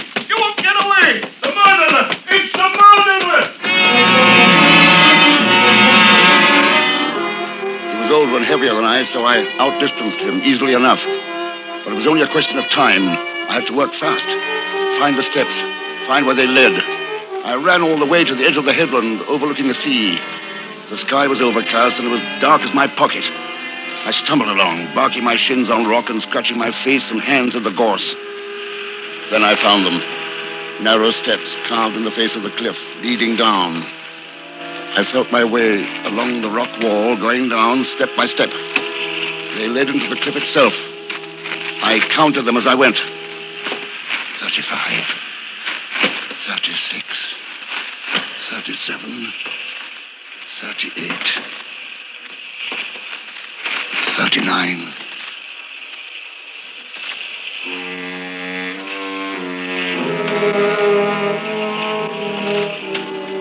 The steps ended on what seemed to be a wide shelf of rock.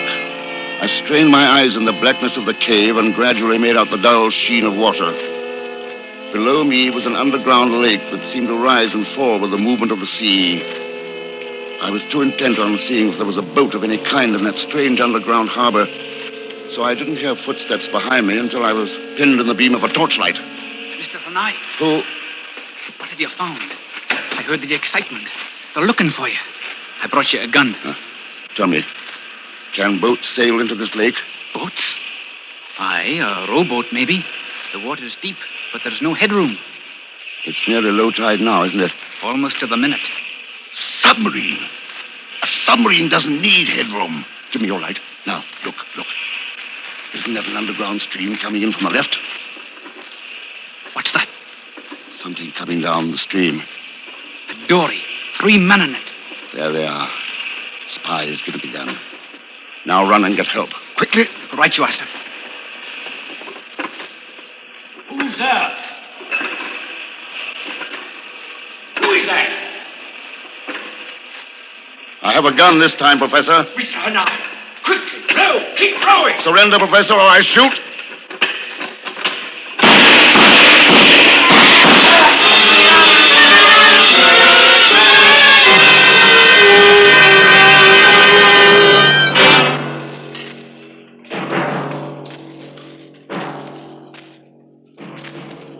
Seven weeks later, as all the world knows, we were at war. The German had been so certain of success that his plans were by then too far in motion to be halted. For myself, I served as an officer of infantry throughout the show. But I like to think I did my best bit before ever I went into uniform.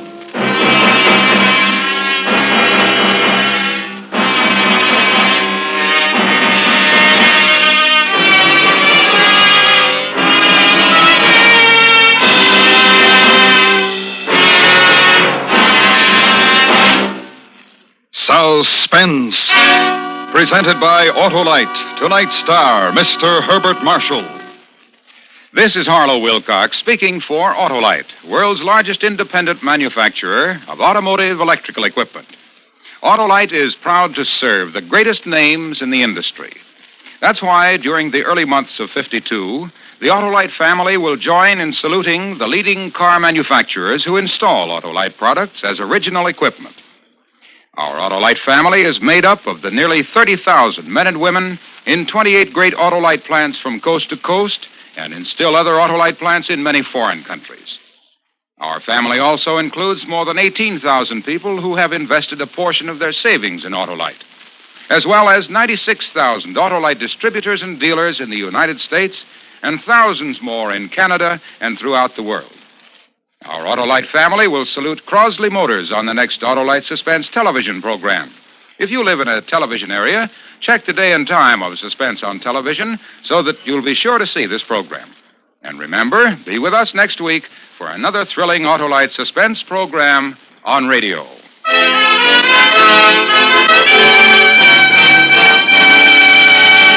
Next week on Suspense, our star will be Mr. Joseph Cotton in a story about three people adrift in mid-Atlantic, each wanting the other dead.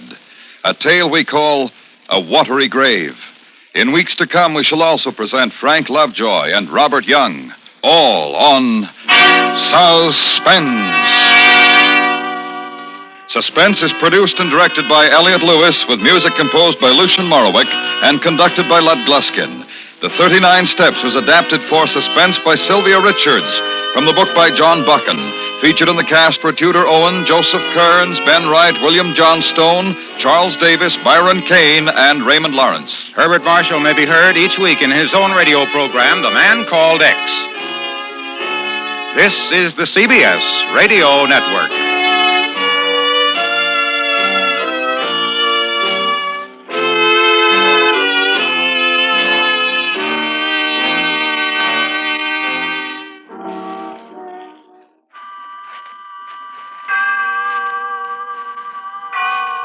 Autolite and its 96,000 dealers bring you Mr. Joseph Cotton in tonight's presentation of Suspense.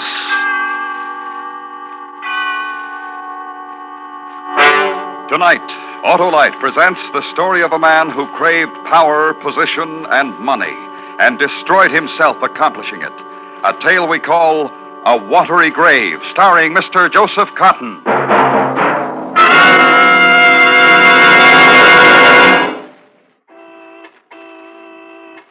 Oh, Mr. Wilcox. Why, it's Oscar Otto. You're looking way below par. I feel that way, too. Well, let Dr. Wilcox have a look. Well, Oscar, I'd say you're suffering from a case of worn-out spark plugs. Let's visit the nearest Autolite spark plug dealer. He and his exclusive Autolite plug check indicator will quickly show if I'm right. And suppose you are. Well, if that exclusive Autolite plug check indicator shows that your spark plugs are worn out or wrong for your style of driving, the Autolite spark plug dealer will install a bright, brisk set of ignition-engineered Autolite spark plugs to give you smoother performance, quick starts, and gas savings. Okay, let's go. But how do I find the location of the nearest Autolite spark plug dealer? Why, that's easy. We'll call Western Union by number and ask for operator 25. She'll gladly tell us his location. Let's go, Oscar, because from bumper to tail light, you're always right with Autolite. And now, with A Watery Grave and the performance of Mr. Joseph Cotton, Autolite hopes once again to keep you in suspense. How did it happen when everything was so good? How did it get destroyed in 5 short hours? How did I start to die?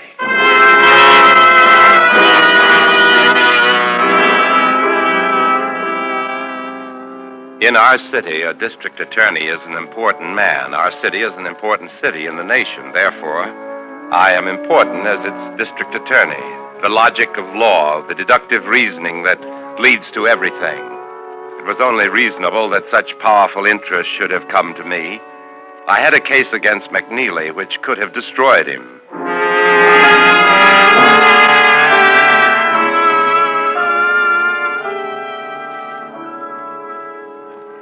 What is it, Mr. McNeely? I'm not in the habit of making these calls myself, Mr. Callan. That's obvious, but then you're not in this position very often either.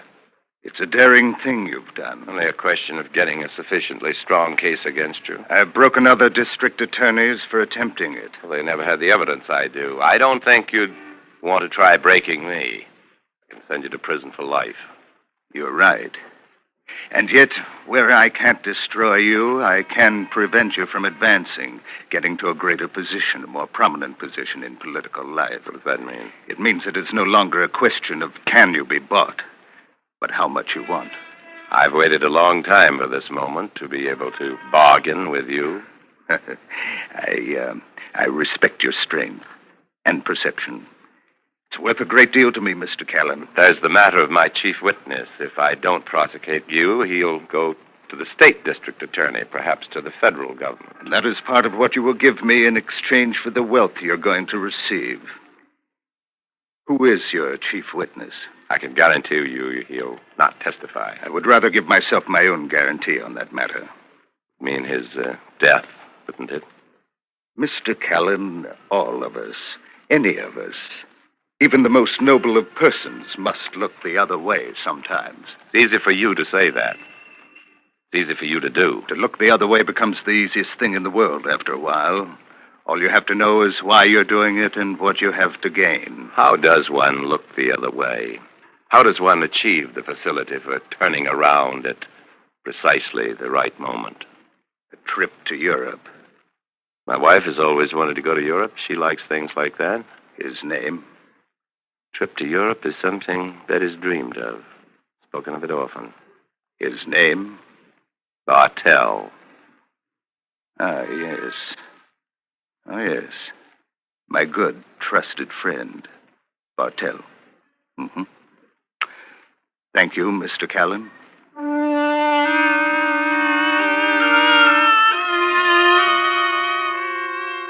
Who was Bartell? A man from the streets who had muscled his way into life.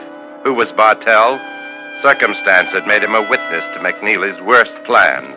Destiny had placed him in a position of value to the district attorney's office. This valueless man, Bartell, happenstance and coincidence had made him the keeper of dark secrets and illegal events which could have smashed an empire. An empire I was now partner to merely because I told them a name and looked the other way.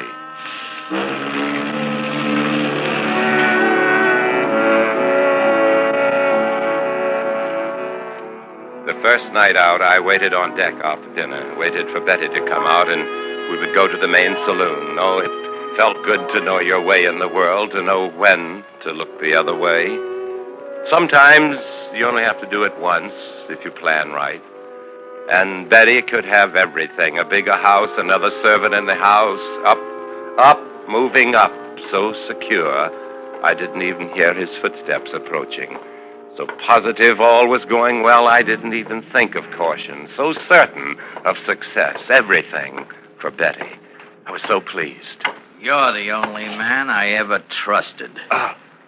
Bartell. The only man, and a DA besides. And you can still trust me.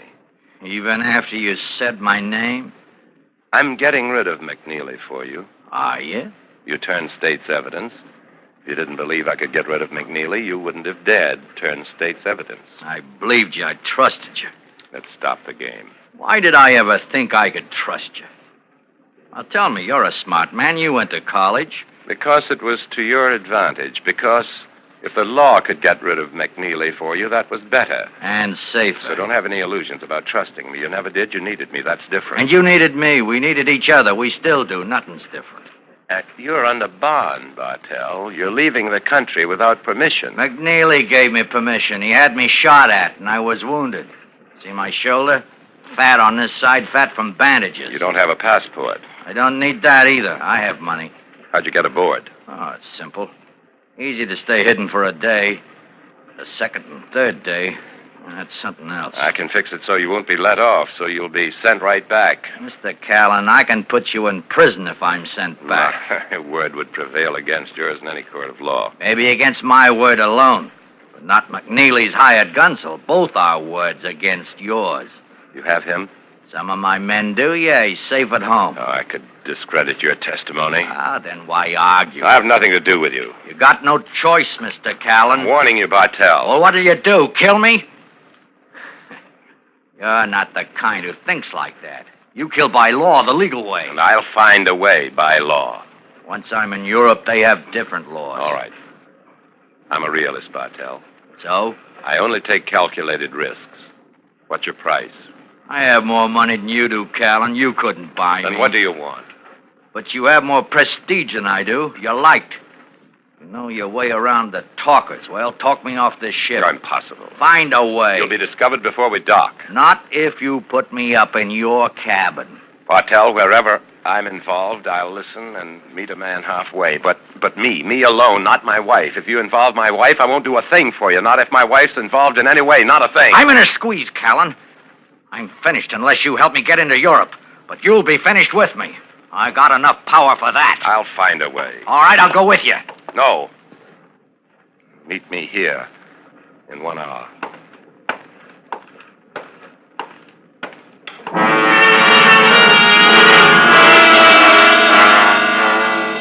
I walked away calm. I made a point of walking away confident, but my stomach felt sick. Maybe I'd thought of trying to kill him then and didn't know it. I'd been raised to respect human life. I'd been educated to be decent, to forgive. But Bartell wasn't human. He was a beast. And is there anything in the ethic which says we cannot protect our lives when attacked? Bartell was destroying me, pulling me carefully built world down about me. A world Betty must know nothing about. A world I had built to protect Betty. From law school to ward politics to assistant district attorney. It's a long way up. The hardest minds to fight, the most realistic men to please. Only the toughest stay with it. Only the toughest and shrewdest get to my position, because my position leads to the highest offices if you're smart, if you look the other way. Maybe I knew I wanted to kill him then. The sea was calm. The ship wasn't pitching. Yet my stomach was sick.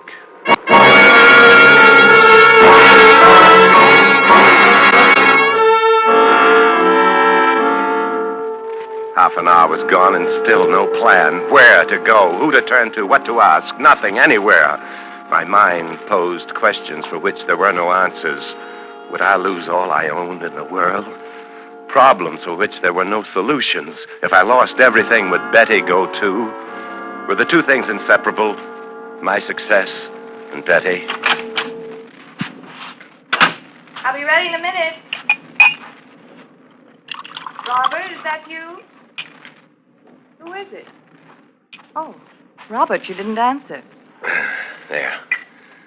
Drink helps. Helps what? You go to the dining saloon yourself. I'll be along soon. You mind if I ask what's wrong? I can handle it. Yes, of course. I'll be in the dining saloon. Wait a minute. Come back. All right. What is it? You were going to leave, weren't you? I don't understand. You'd have left me. You saw I was troubled, very troubled, and I wanted to talk to you, but you made me ask you. Oh, please, don't get angry, Robert. Please don't You argue. always make me ask you for your attention, always, ever since we've been married. Not always, Robert. Not ever since we were married. Most of the time. You changed. You got quiet. You never wanted to talk about things I was doing. You never accepted my suggestions. You didn't understand the legal profession, the workings of law. That's why I stopped giving suggestions. It wasn't suggestions I wanted. It was encouragement to have you believe in me. But you never did. The more I gave you, the more I tried to give you, the less you seemed to care. Oh, please, You think stop. all these things come out of the sky? Do you think they were given to me? I had to fight for them. To fight to get things for you. I never asked for them. Oh, but you took them. You never refused them. You never said, no, I don't want a lot of clothes. No, I don't want a fur coat. You never said no. Stop shouting. Stop. Shout. Everything. For you. But you give nothing in return. No love or affection or like, not even liking. Oh, stop. Why didn't you ask for a divorce? I'll give you a divorce. Easy. Simple. Is that what you want? Oh, I can't stand any more. Dear. Oh, You're not going to leave now. my arm. You know why you want to divorce me? You know why you won't? Because of these comforts. That's all you want. You'd lose them. You'd lose them overnight. Why do you do this to me? I've paid for everything in my life, for everything. Everything you have. Only now it's time for you to pay, too.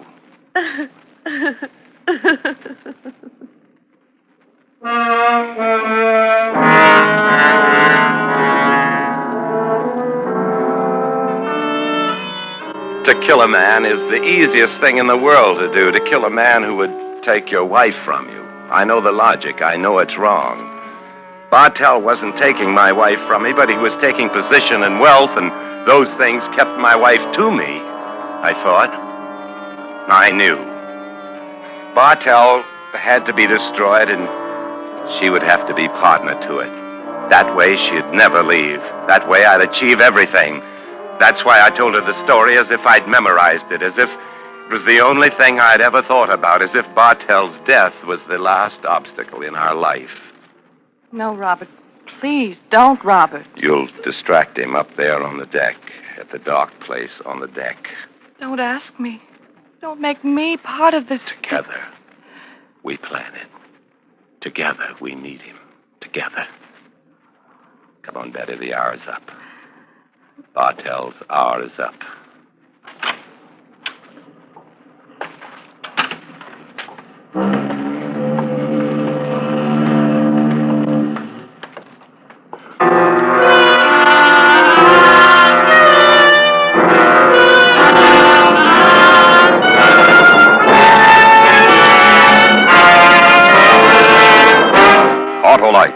bringing you Mr. Joseph Cotton in A Watery Grave, tonight's production in radio's outstanding theater of thrills, Suspense.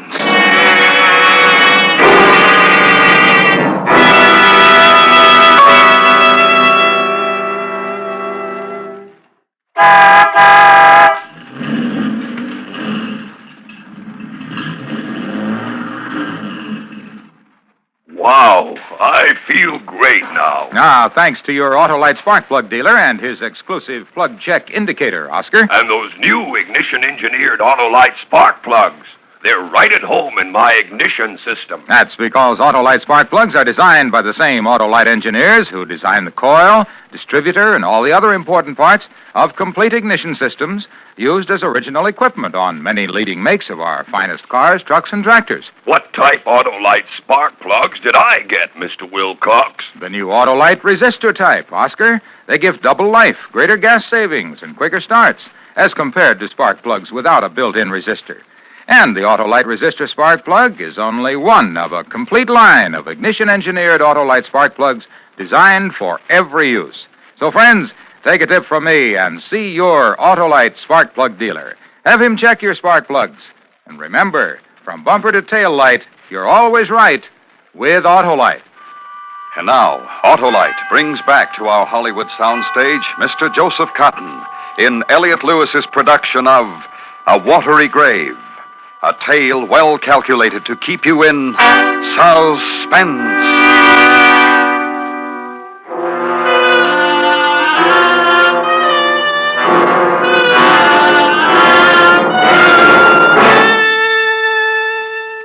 How did I start to die? Then, at that moment, as we walked along the deck, did I start to die then because I knew I would kill Bartell? Does one die a little if one plans to kill a human being and die more when one does it? And to compound it, Your Honor, funny to think, Your Honor, funny to think that way now. To compound it by knowing your wife hates you more than anything in the world because she's terrified, infuriated by her hate, but pleased with her terror. How can she hate me so? In so short a time, I gave her everything. I tried to be something important for her, and rich for her, and killed for her. As we walked along the deck, I had no real idea how I would kill Bartell, no exact idea, but it had to be done. I held Betty's arm tightly as we approached the dark part of the deck near the railing, the place where Bartell was. Not actually a railing, an entrance for a ramp with only a chain across it. Bartell, this is my wife. What did you decide? I've been talking to her. I've been explaining to her. What did you decide? Don't talk to me like that, Bartell. Don't ever talk to me like that. Do you put me in your stateroom? Yes, of course. And guarantee to get me off the ship? I couldn't guarantee. Guarantees and things like this are impossible. There are officials to get at, ship's officers, and finding the right people. Oh, you're good at putting in a fix, Mr. Callan. You've been putting in fixes all the way from the slums up to the penthouses. Ship shouldn't stop you. Don't say things like that. Why not? Everybody knows how McNeely pays off, and you're one of McNeely's boys. Now, anytime he wants to put his fingers in a dirty deal, he'll use your hands to do it. Don't talk like that in front of my wife. She'll get used to it. McNeely doesn't care who knows about his dirty-handed men. Shut up. Shut up! I lunged at him. I didn't even reach for his gun he was carrying. He didn't think I was capable of doing it. His back was against the chain, his good arm flailing wildly. Over the chain, over and into the water. I didn't see in the darkness. I didn't know until I heard the scream. Let go! Let go! Only it was too late for Bartell to let go. Get a grip on my wife's arm. Before I could move, before I could do anything, it was insane. She was pulled over the side, too. Over into the water. I had to save her. There was little I could do to save her would be to save Bartell, but I didn't hesitate. I know that. I'm sure of it. I grabbed the nearest life preserver and hurled it over the side. I could barely see them struggling in the water with the ship's propellers coming nearer. And then I knew I would have to jump. I would go over. I could still finish Bartell and save Betty. Still, I could have everything, and it would be called an accident. I went over the side.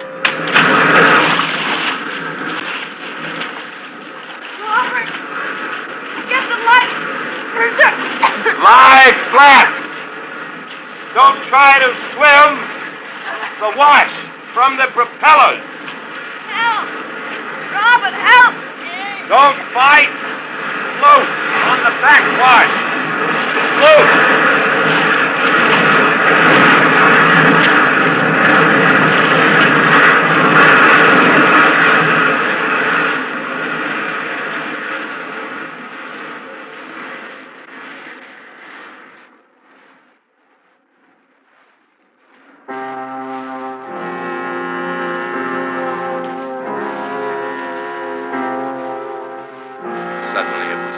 Suddenly the terror was gone, and I could see Betty staying afloat near the life preserver, and beyond that, Bartell struggling with one good arm, struggling to get to the life preserver first. I forgot about Betty. I forgot everything except that I had to get him before he took the life preserver. You'll never get it. Keep back! A gun! I have a gun! Nothing now. Robert! Robert, don't! Keep away from me! Now. Keep away! Now, Bartell. Now try to talk. Hands the children! Now, tell your story. Underwater. No! Tell it. Oh, no! From the sea. Tell your story.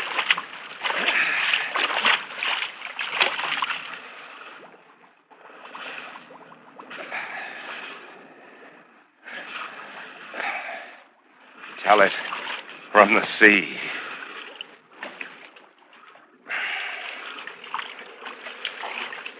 You murdered him. It was Bartell or us. Take the preserver and hold on to it. Don't you understand? It was Bartell or us. I never knew you. Well, the ship will turn around and pick us up soon. You must understand. I never really knew you. It takes something to kill a man. Bartell was the killer. A ruthless man. I know. I was the one who forced him to turn state's evidence. Something horrible in you. Maybe that's why we've been growing apart. Maybe I saw it but didn't recognize it. I'd never seen it before. You see it every day in the eyes of the people. That's a lie. Look at the murders. Look at war. Can't make people kill each other if they don't want to. Could you? How could you? I'll never forget the look on his face when he knew he was going to be drowned. That you were going to do it. The terror. Oh, crying. Crying for him. Crying for a hoodlum, a killer. Crying for a gangster. Yes. Tears for him. Oh, I don't deserve it. Why should he be cried over? Why him? You never wept for me. I weep for you, too. I don't need pity. I don't need your pity. I'm not giving you pity. Trying to find a way to forgive you. Here. Hold on to the life preserver. Don't touch me. You'll drown if you let go. Get away from me. You clawed me. Don't come near me. You only want the life preserver. All right, you want to believe it. It's true. And I'll get it. I'll claw you. I'll claw your eyes. You'll never have a chance.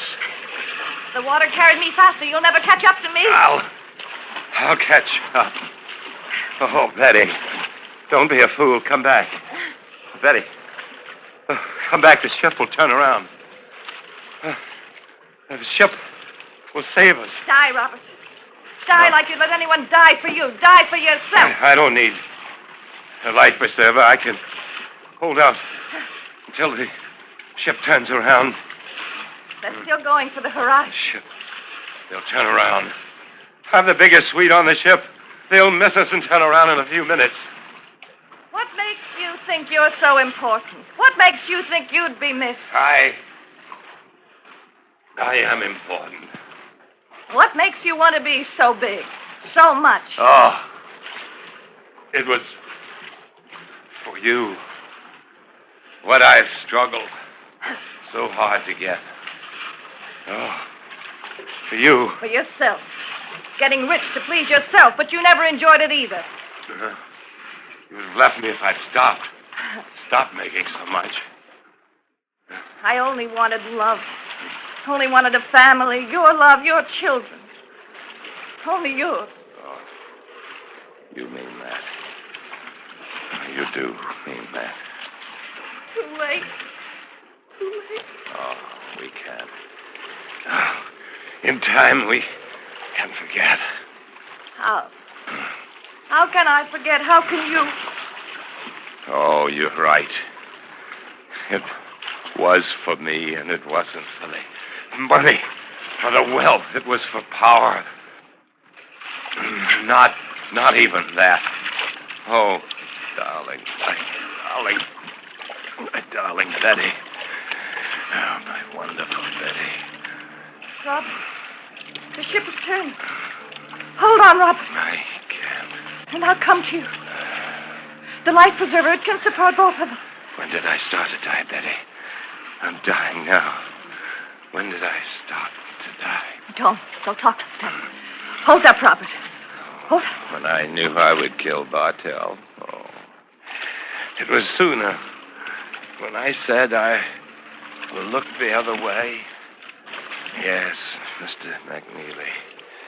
You can kill Bartell. I will look the other way. Hold up, John. Yes, Mr. McNeely. Only I started to die long before, years before. Maybe I've been killing myself all my life. A slow way. A subtle way. Charlie, please hold on a minute longer. Only a minute. I can't. My darling. I love. Robert!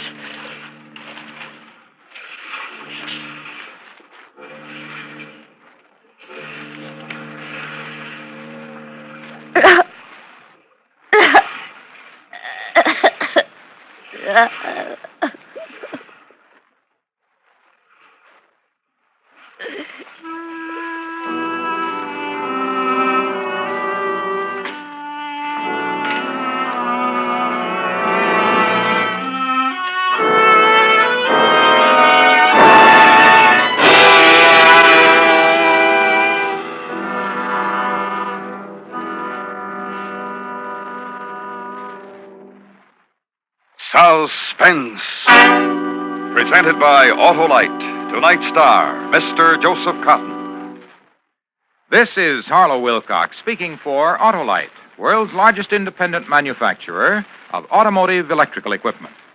Autolite is proud to serve the greatest names in the industry. And during these early months of '52, the Autolite family joins in saluting the leading manufacturers who install Autolite products as original equipment. Our Autolite family is made up of the nearly 30,000 men and women in 28 great Autolite plants from coast to coast and in still other Autolite plants in many foreign countries. It also includes more than 18,000 people who have invested a portion of their savings in Autolite, as well as 96,000 Autolite distributors and dealers in the United States and thousands more in Canada and throughout the world. Our Autolite family will salute the leading truck manufacturers who use Autolite products on the next Autolite Suspense television program. If you live in a television area, check the day and time of Suspense on television so that you'll be sure to see this program. And remember, be with us next week for another thrilling Autolite Suspense program on radio.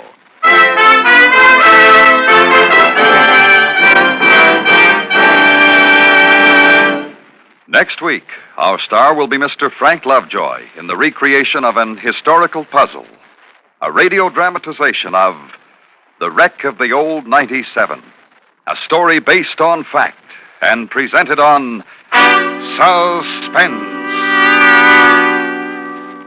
Suspense is produced and directed by Elliott Lewis, with music composed by Lucian Morowick and conducted by Lud Gluskin.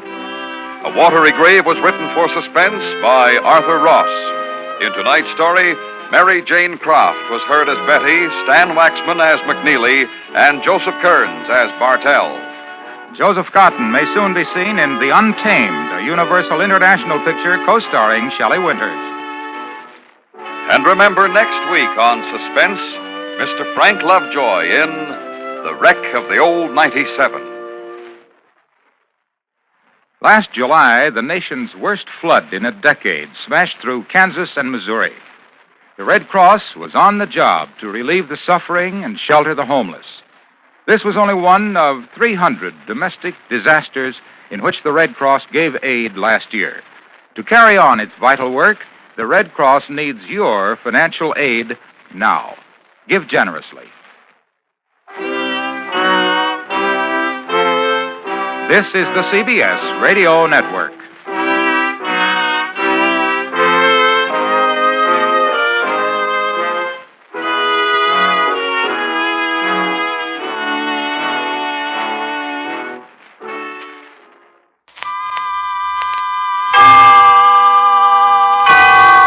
Autolite and its 96,000 dealers bring you the brilliant young motion picture star, Mr. Richard Basehart, in tonight's presentation of Suspense. Tonight, Autolite presents the story of a man who found it necessary to commit the perfect crime. A tale we call The Perfectionist, starring Mr. Richard Basehart.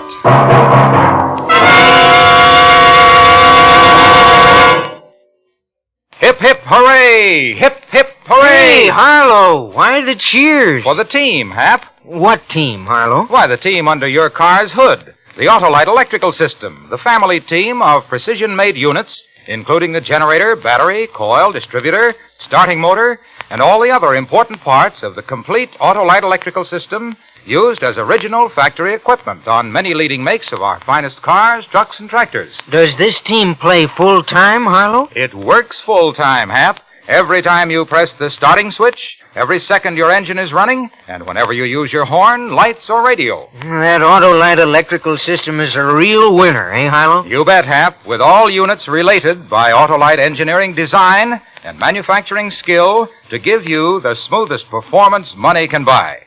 So, friends, when your Autolite-equipped car needs replacement parts, take a tip from me and insist on Autolite original factory parts. And remember, from bumper to tail light, you're always right with Autolite. And now, with The Perfectionist and the performance of Mr. Richard Basehart, Autolite hopes once again to keep you in suspense.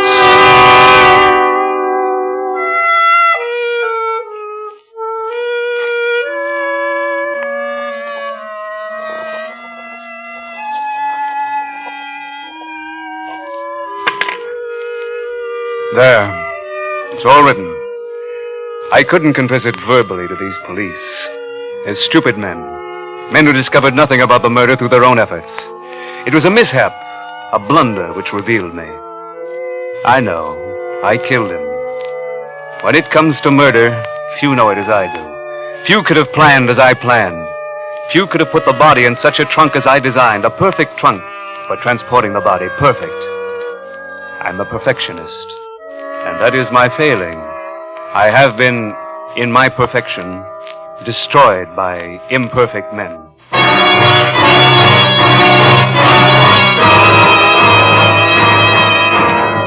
The man I killed, he was old enough to be my father. I had planned each step and shipped his body in the trunk to a city only 90 miles away from the scene of the murder. Only 90 miles.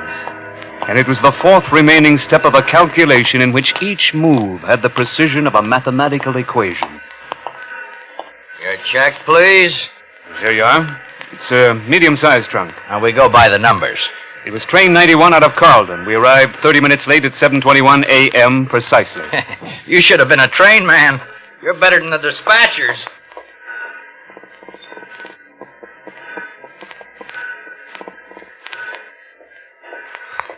Gee, I'm sorry, mister, but I think we sent your trunk out by mistake. You... what? Oh, we'll get it back. It happens sometimes. You idiot! You stupid idiot! Oh, wait a second. I don't have to... Yes. You're quite right. And I apologize. When was it delivered? Yesterday. Has anyone phoned about it? Has anyone called? Complaining of the error? No. Perhaps they don't realize they have the wrong trunk. Perhaps they haven't opened it yet. Do you think that's possible? Do you think they might not have called because the trunk is still closed? It's the only reason. People really beef when they get the wrong trunk. They scream like wounded eagles. Well, give me their name and address. Oh, I'll look it up in the book.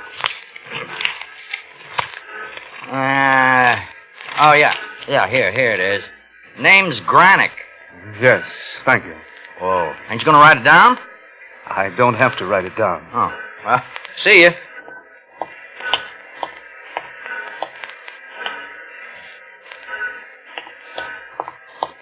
Clerk, let me see that trunk. What? I want to see the trunk. I want to be sure it's not mine. The claim check's wrong. Yes, perhaps that's where the mistake lies, in the claim check. Okay. So much nonsense about a lousy trunk. Yeah, it's right here. Come on in here and look.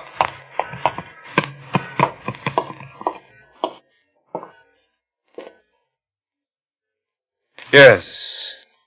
This is my trunk. You sure? You have skeleton keys. Open it. If it's your trunk, you got a key. I lost my key. Here's $10. Open it. Okay.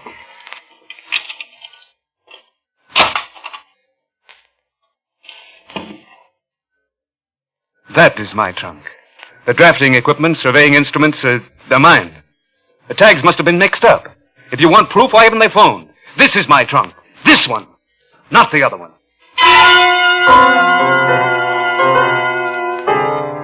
I hated that clerk. I hate anyone I have to depend on. And I had to depend on him. I had to ask him to help me when I know you can never trust anyone's help, ever. But I had to discover who the other people were, and their trunk would tell me. I had to know their secret before they found out mine. Take their trunk, not to exchange it with mine. They might doubt me, ask me to open it. No, I had to get my trunk my own way and dispose of the body before anyone missed the man I had killed.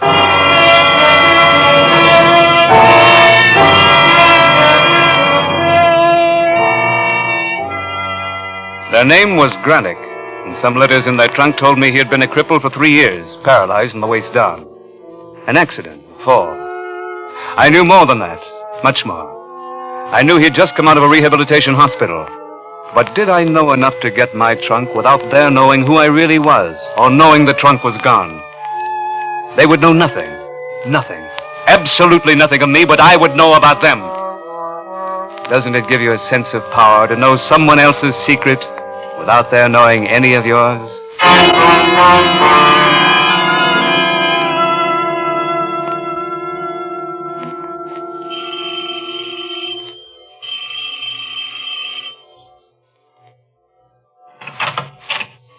Yes? How do you do, Mrs. Granick? Yes. My name is Christensen.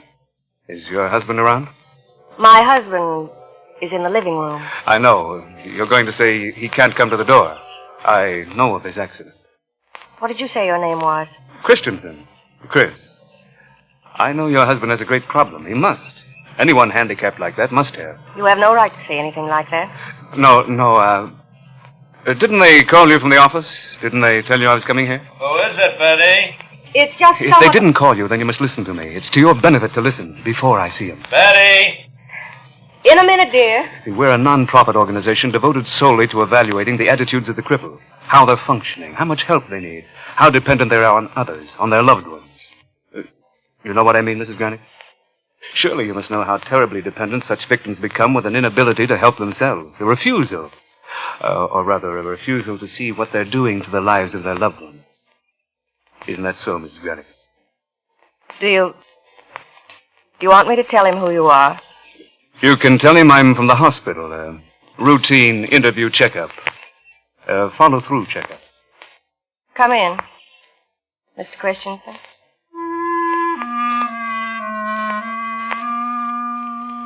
Two hours had been lost. But once more I began to feel better.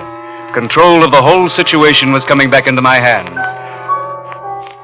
Once more I knew I could succeed. I could get the trunk and dispose of the body, as I'd planned to do it, not as circumstance dictated. And because I had control again, I was able to listen to this wasting hulk of a man, this William Granick, as he regaled me with his memories. But the trunk. Where was the trunk? I suppose everyone goes through this. Maybe I've taken longer to recuperate.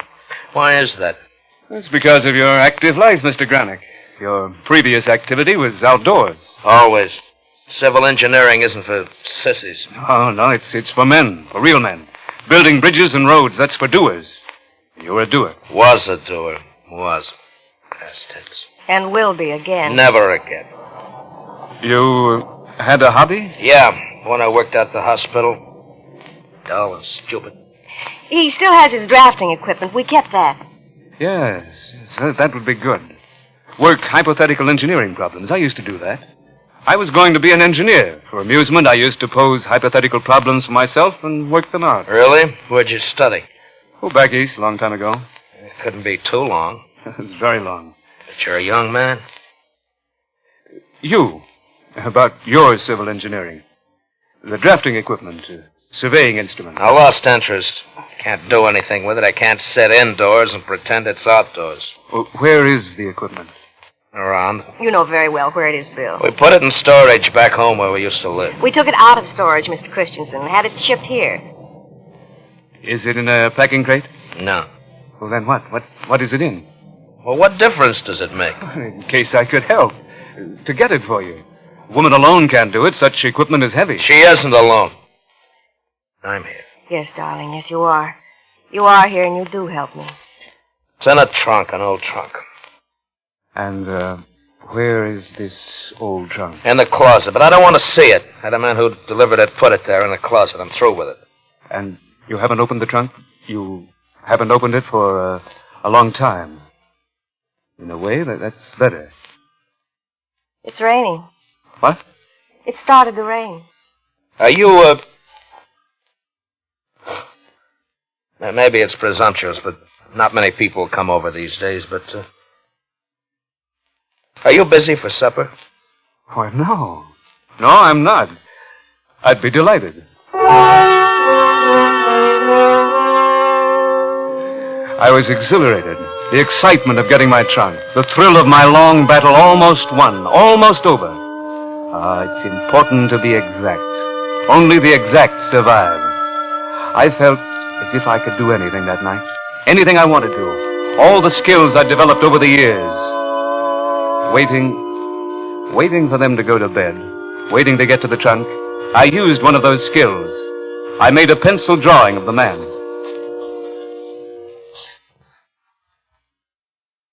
All right, turn your head. A bit this way. Like this? There, that's it. No, it's not right. We'll start over. It's about the 10th time. I'm going to do this in oils, ultimately. It must be right. Exactly right. Yeah, maybe in engineering, you have to be that accurate or a bridge would collapse if we went off a fraction, but in this? In Europe, I studied in Europe. I was told I had a great talent, a truly great talent. Correggio, you ever heard of him? A great teacher. He told me I'd never make a living at it because I was too demanding of myself. That's not good, to be too demanding. Expect too much of yourself. It's wrong. It's gone. Once you decide to abandon a talent, never turn back. My husband is going to turn back. Of course, but that's different. I mean, an artist, when he doesn't feel greatness in one field, should go on to another. And an engineer? I'm sure you were a fine engineer. Yeah. I was one of the best. He's won awards. Mr. Christensen? Would you like to see him? Why, yes. They're in the trunk, honey. I'll show you. No! Please, don't bother yourself now. We'll have lots of time to talk. Lots of other conversations. Many. Yeah, I guess it would be kind of boasting. Oh, it wouldn't be. There's nothing wrong with being proud of what you've done. No. Never mind, Betty. Oh, excuse me. It's awfully late. You know, Mr. Christensen, you've been kind of good for me. Brandon. How's that? Oh, Brandon. Brandon Christensen's my first name. Oh. I'm glad I've helped you. But how? Well, by showing me that we shouldn't hold on to something we can no longer do. But you can, darling, you can. I'm a cripple. I can't. And what would you propose as a solution? And maybe I ought to start with those drafting instruments. Start? How? Maybe sell them. Maybe get them out of the trunk tomorrow morning and sell them. Yeah. Well, I better get to bed. Good night, Mr. Christensen. See him out, Betty. I can manage the crutches. Would you mind if I finished filling in my report here? No, certainly not. Go right ahead. Thank you. I'll see myself to the door, Mrs. Garnick. Well, Good night, Mr. Christensen. Yes. Good night.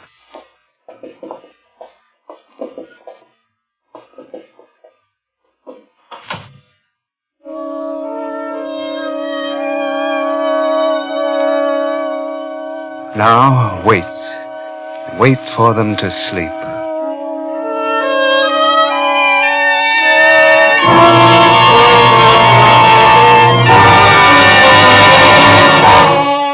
Autolite is bringing you Mr. Richard Basehart in The Perfectionist, in tonight's production in radio's outstanding theater of thrills, Suspense.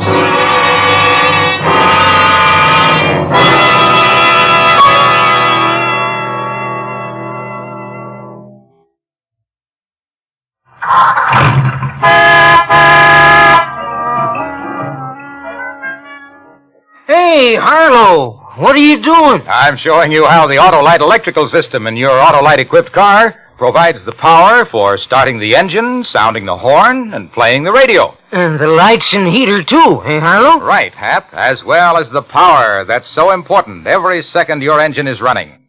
They're all powered by the Autolite electrical system, in which every unit and component part are related by Autolite engineering design and manufacturing skill to give you the finest performance money can buy. The electrical system is mighty important to us car owners, Harlow. And that's why you should treat your car's electrical system to a periodic checkup at your authorized Autolite service station or the dealer who services your make of car. You can quickly locate your nearest authorized Autolite service station in the classified section of the phone directory. Or call Western Union by number and ask for Operator 25. She'll quickly tell you the name of your nearest authorized Autolite service station. And remember, from bumper to tail light, you're always right with Autolite. And now, Autolite brings back to our Hollywood soundstage Mr. Richard Basehart in Elliot Lewis's production of The Perfectionist, a tale well calculated to keep you in suspense.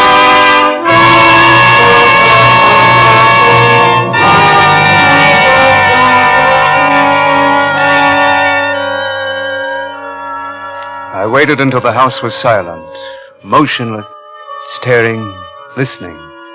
There, in the open closet, in the trunk, was the body. My heart started to pound. I advanced toward it in the dark. I felt wonderful. Here, so near completion. Here, in the dark. In a moment, I would have it open.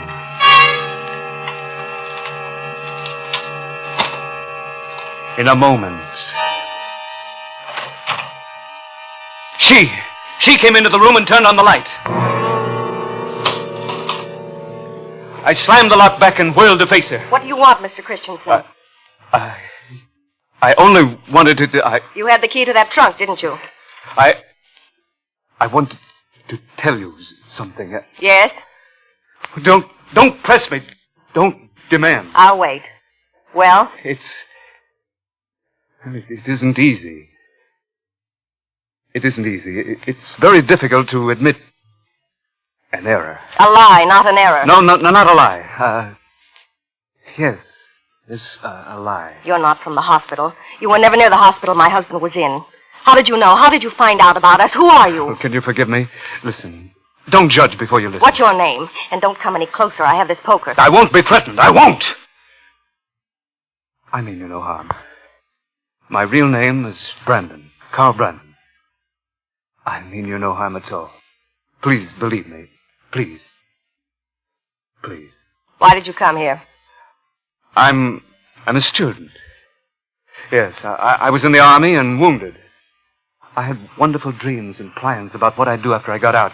Wonderful dreams. My father's a rich man. He's old and rich. But I couldn't take anything from him after the war. And a pension isn't enough. But I couldn't take anything from him anymore. He gave me money and he told me what to do all the time. Why did you come here? I obtained a part-time job in the hospital to support myself. I did work there, you see. But in their storage room. And I heard about the trunk your husband had. With his drafting equipment in it? Yes. the valuable equipment. I knew I could steal it and sell the things. I knew they were valuable. I know about things like that. I can tell you the cost of each instrument. Didn't the fact that my husband and I couldn't afford to buy new ones affect you any? Yes, that's what I'm trying to say. Yes, I admitted everything. Why do you keep accusing me? I admitted everything and I ask your forgiveness. Yes, I was wrong. What more can I do? What more do you want me to do? To leave. Return to my father and say that I was wrong. I made a mistake. That he was right. Give me money. Tell me what to do. Order my life. Live my life. Show me my failings. Show me where I'm not as strong as he, as bright as he, as strong as strong. No, wait. Don't leave. What? Stay a while. Just a minute.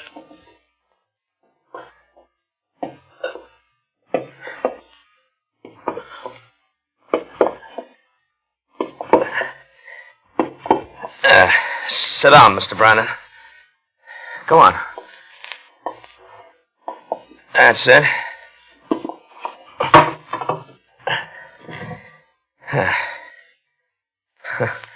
The Mr. Brandon sounds wrong. Mind if I call you Carl, isn't it? Yes, Carl. Carl Brandon. It's a nice sounding name. Betty, make some coffee, will you, honey? Coffee? Yeah. How do you like it, Carl? Just plain black coffee. The way they drink it in the Army, huh? The Army? Oh, yes, always. I was in myself. I know what it's like to come out and be hit with civilian life. It isn't a problem. There's nothing one cannot work out if one has the willpower and the self-discipline. No, I couldn't have. Not without Betty. It takes a woman or a friend or just somebody who cares. It takes someone to help. I don't need any help, Mr. Grenick. Bill. Just call me Bill. Mr. Grenick, I don't need any help. I'm fully capable of solving my own problems without help, without advice. We all need help sometimes. None of us can live without it. You're bitter. I can understand it. I've felt it. But you have to listen to other people sometimes. Now, why don't you try your homey little platitudes on yourself? Did they do you any good in that wheelchair? If they made you bounding with hope and ambition? Are you a better person now than you were before you were paralyzed? Don't preach to me. You'd better leave right now. Now. No, Betty. You have to listen. Maybe he's right, too. Maybe he can see my problem clearly the way I can see his. I can't stand waiting. Waiting sometimes makes me angry. I'm sorry. Sure, I understand. And even though I'm not too much older than you, Carl, I've seen an awful lot. I've been around a lot. And that's why, even though we might not meet again, I'd like to talk to you straight, like a member of your own family would. I don't need instruction. It's advice. And I don't need advice. We all need it sometimes, Carl. His advice was just like yours, to do things the way he did them. But letting me know that I could never do the things the way he did them. That I was incompetent and he was better, always better. I don't mean that, not that way. Well, I did something better, braver, something more daring, more skilled than he'd ever dreamed of doing. You understand? I've accomplished what he could never do. What do you mean? What are you trying to say? That you can keep your rotten advice to yourself. That you're nothing but a cripple. You're the cripple, not my husband. You're the cripple in your head. Only his legs are Betty. gone, but... All right, Carl. What is it that you've done that's so great? Get up. Go ahead of me. I'll show you. Do as I say now. Right now.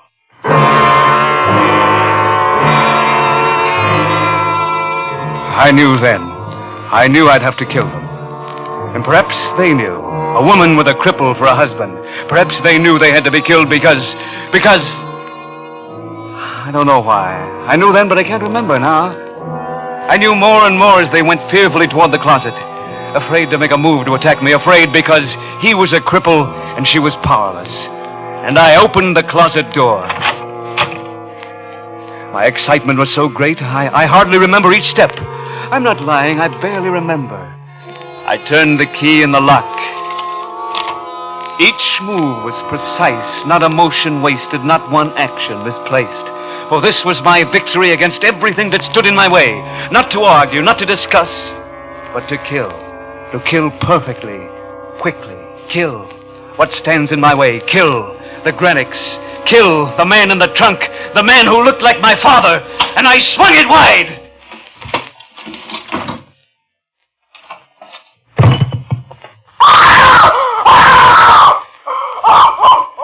It will do no good. It will not help. The time is past. Why not me first, Carl? You afraid of me? Afraid of a cripple? Why didn't I think? Why didn't I calculate? Why, for the first time in my life, an act of passion, without thinking, I leaped at him, like an animal, like a beast. Have you ever fought a man whose legs are useless? Have you ever felt the arm of a man who uses his arms to sit and go and move and rise? They're steel. And they went to my throat, and I struggled in a dream. I can even feel them now. This wasn't the way. Where was my triumph? My victory?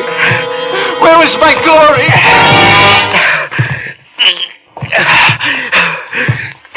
You afraid of me? Please. You're afraid of a cripple? Perfect man? Stop. Please. Stop.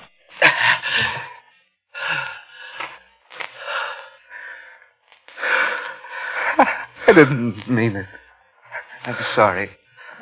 I didn't mean it. Bill? Call the police first, Betty. Then come back and help me up.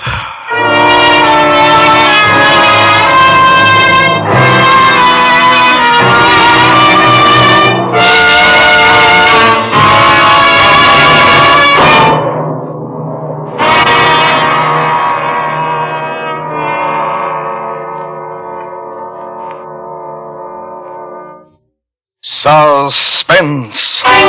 Presented by Autolite. Tonight's star, Mr. Richard Basehart. This is Harlow Wilcox speaking for Autolite, world's largest independent manufacturer of automotive electrical equipment. Autolite is proud to serve the greatest names in the industry. That's why, during the early months of '52, the Autolite family will join together in saluting the leading car manufacturers who install Autolite products as original equipment.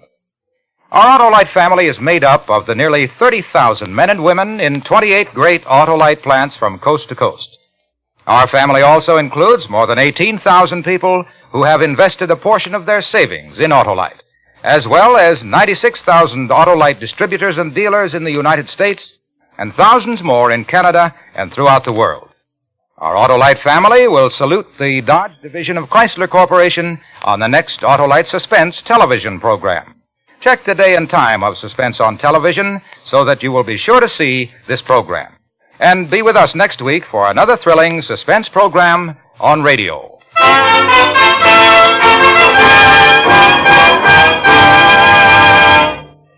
Next week on Suspense, our star will be Mr. Joseph Cotton, who will portray a man without emotion, the mechanical man in a tale we call Carnival. In weeks to come, we shall also present Mr. J. Carroll Nash, Mr. James Mason, and Miss Barbara Stanwyck, all on Suspense. Suspense is produced and directed by Elliott Lewis, with music composed by Lucien Morawick and conducted by Lud Gluskin. The Perfectionist was written for Suspense by Arthur Ross. In tonight's cast, Charlotte Lawrence was Betty Granick, William Conrad was Bill Granick, and Joseph Kearns was the attendant. Tonight's appearance is made possible through permission of 20th Century Fox. Mr. Basehart may currently be seen in their production of Decision Before Dawn. And remember, next week on Suspense, Mr. Joseph Cotton in Carnival. This is the CBS Radio Network.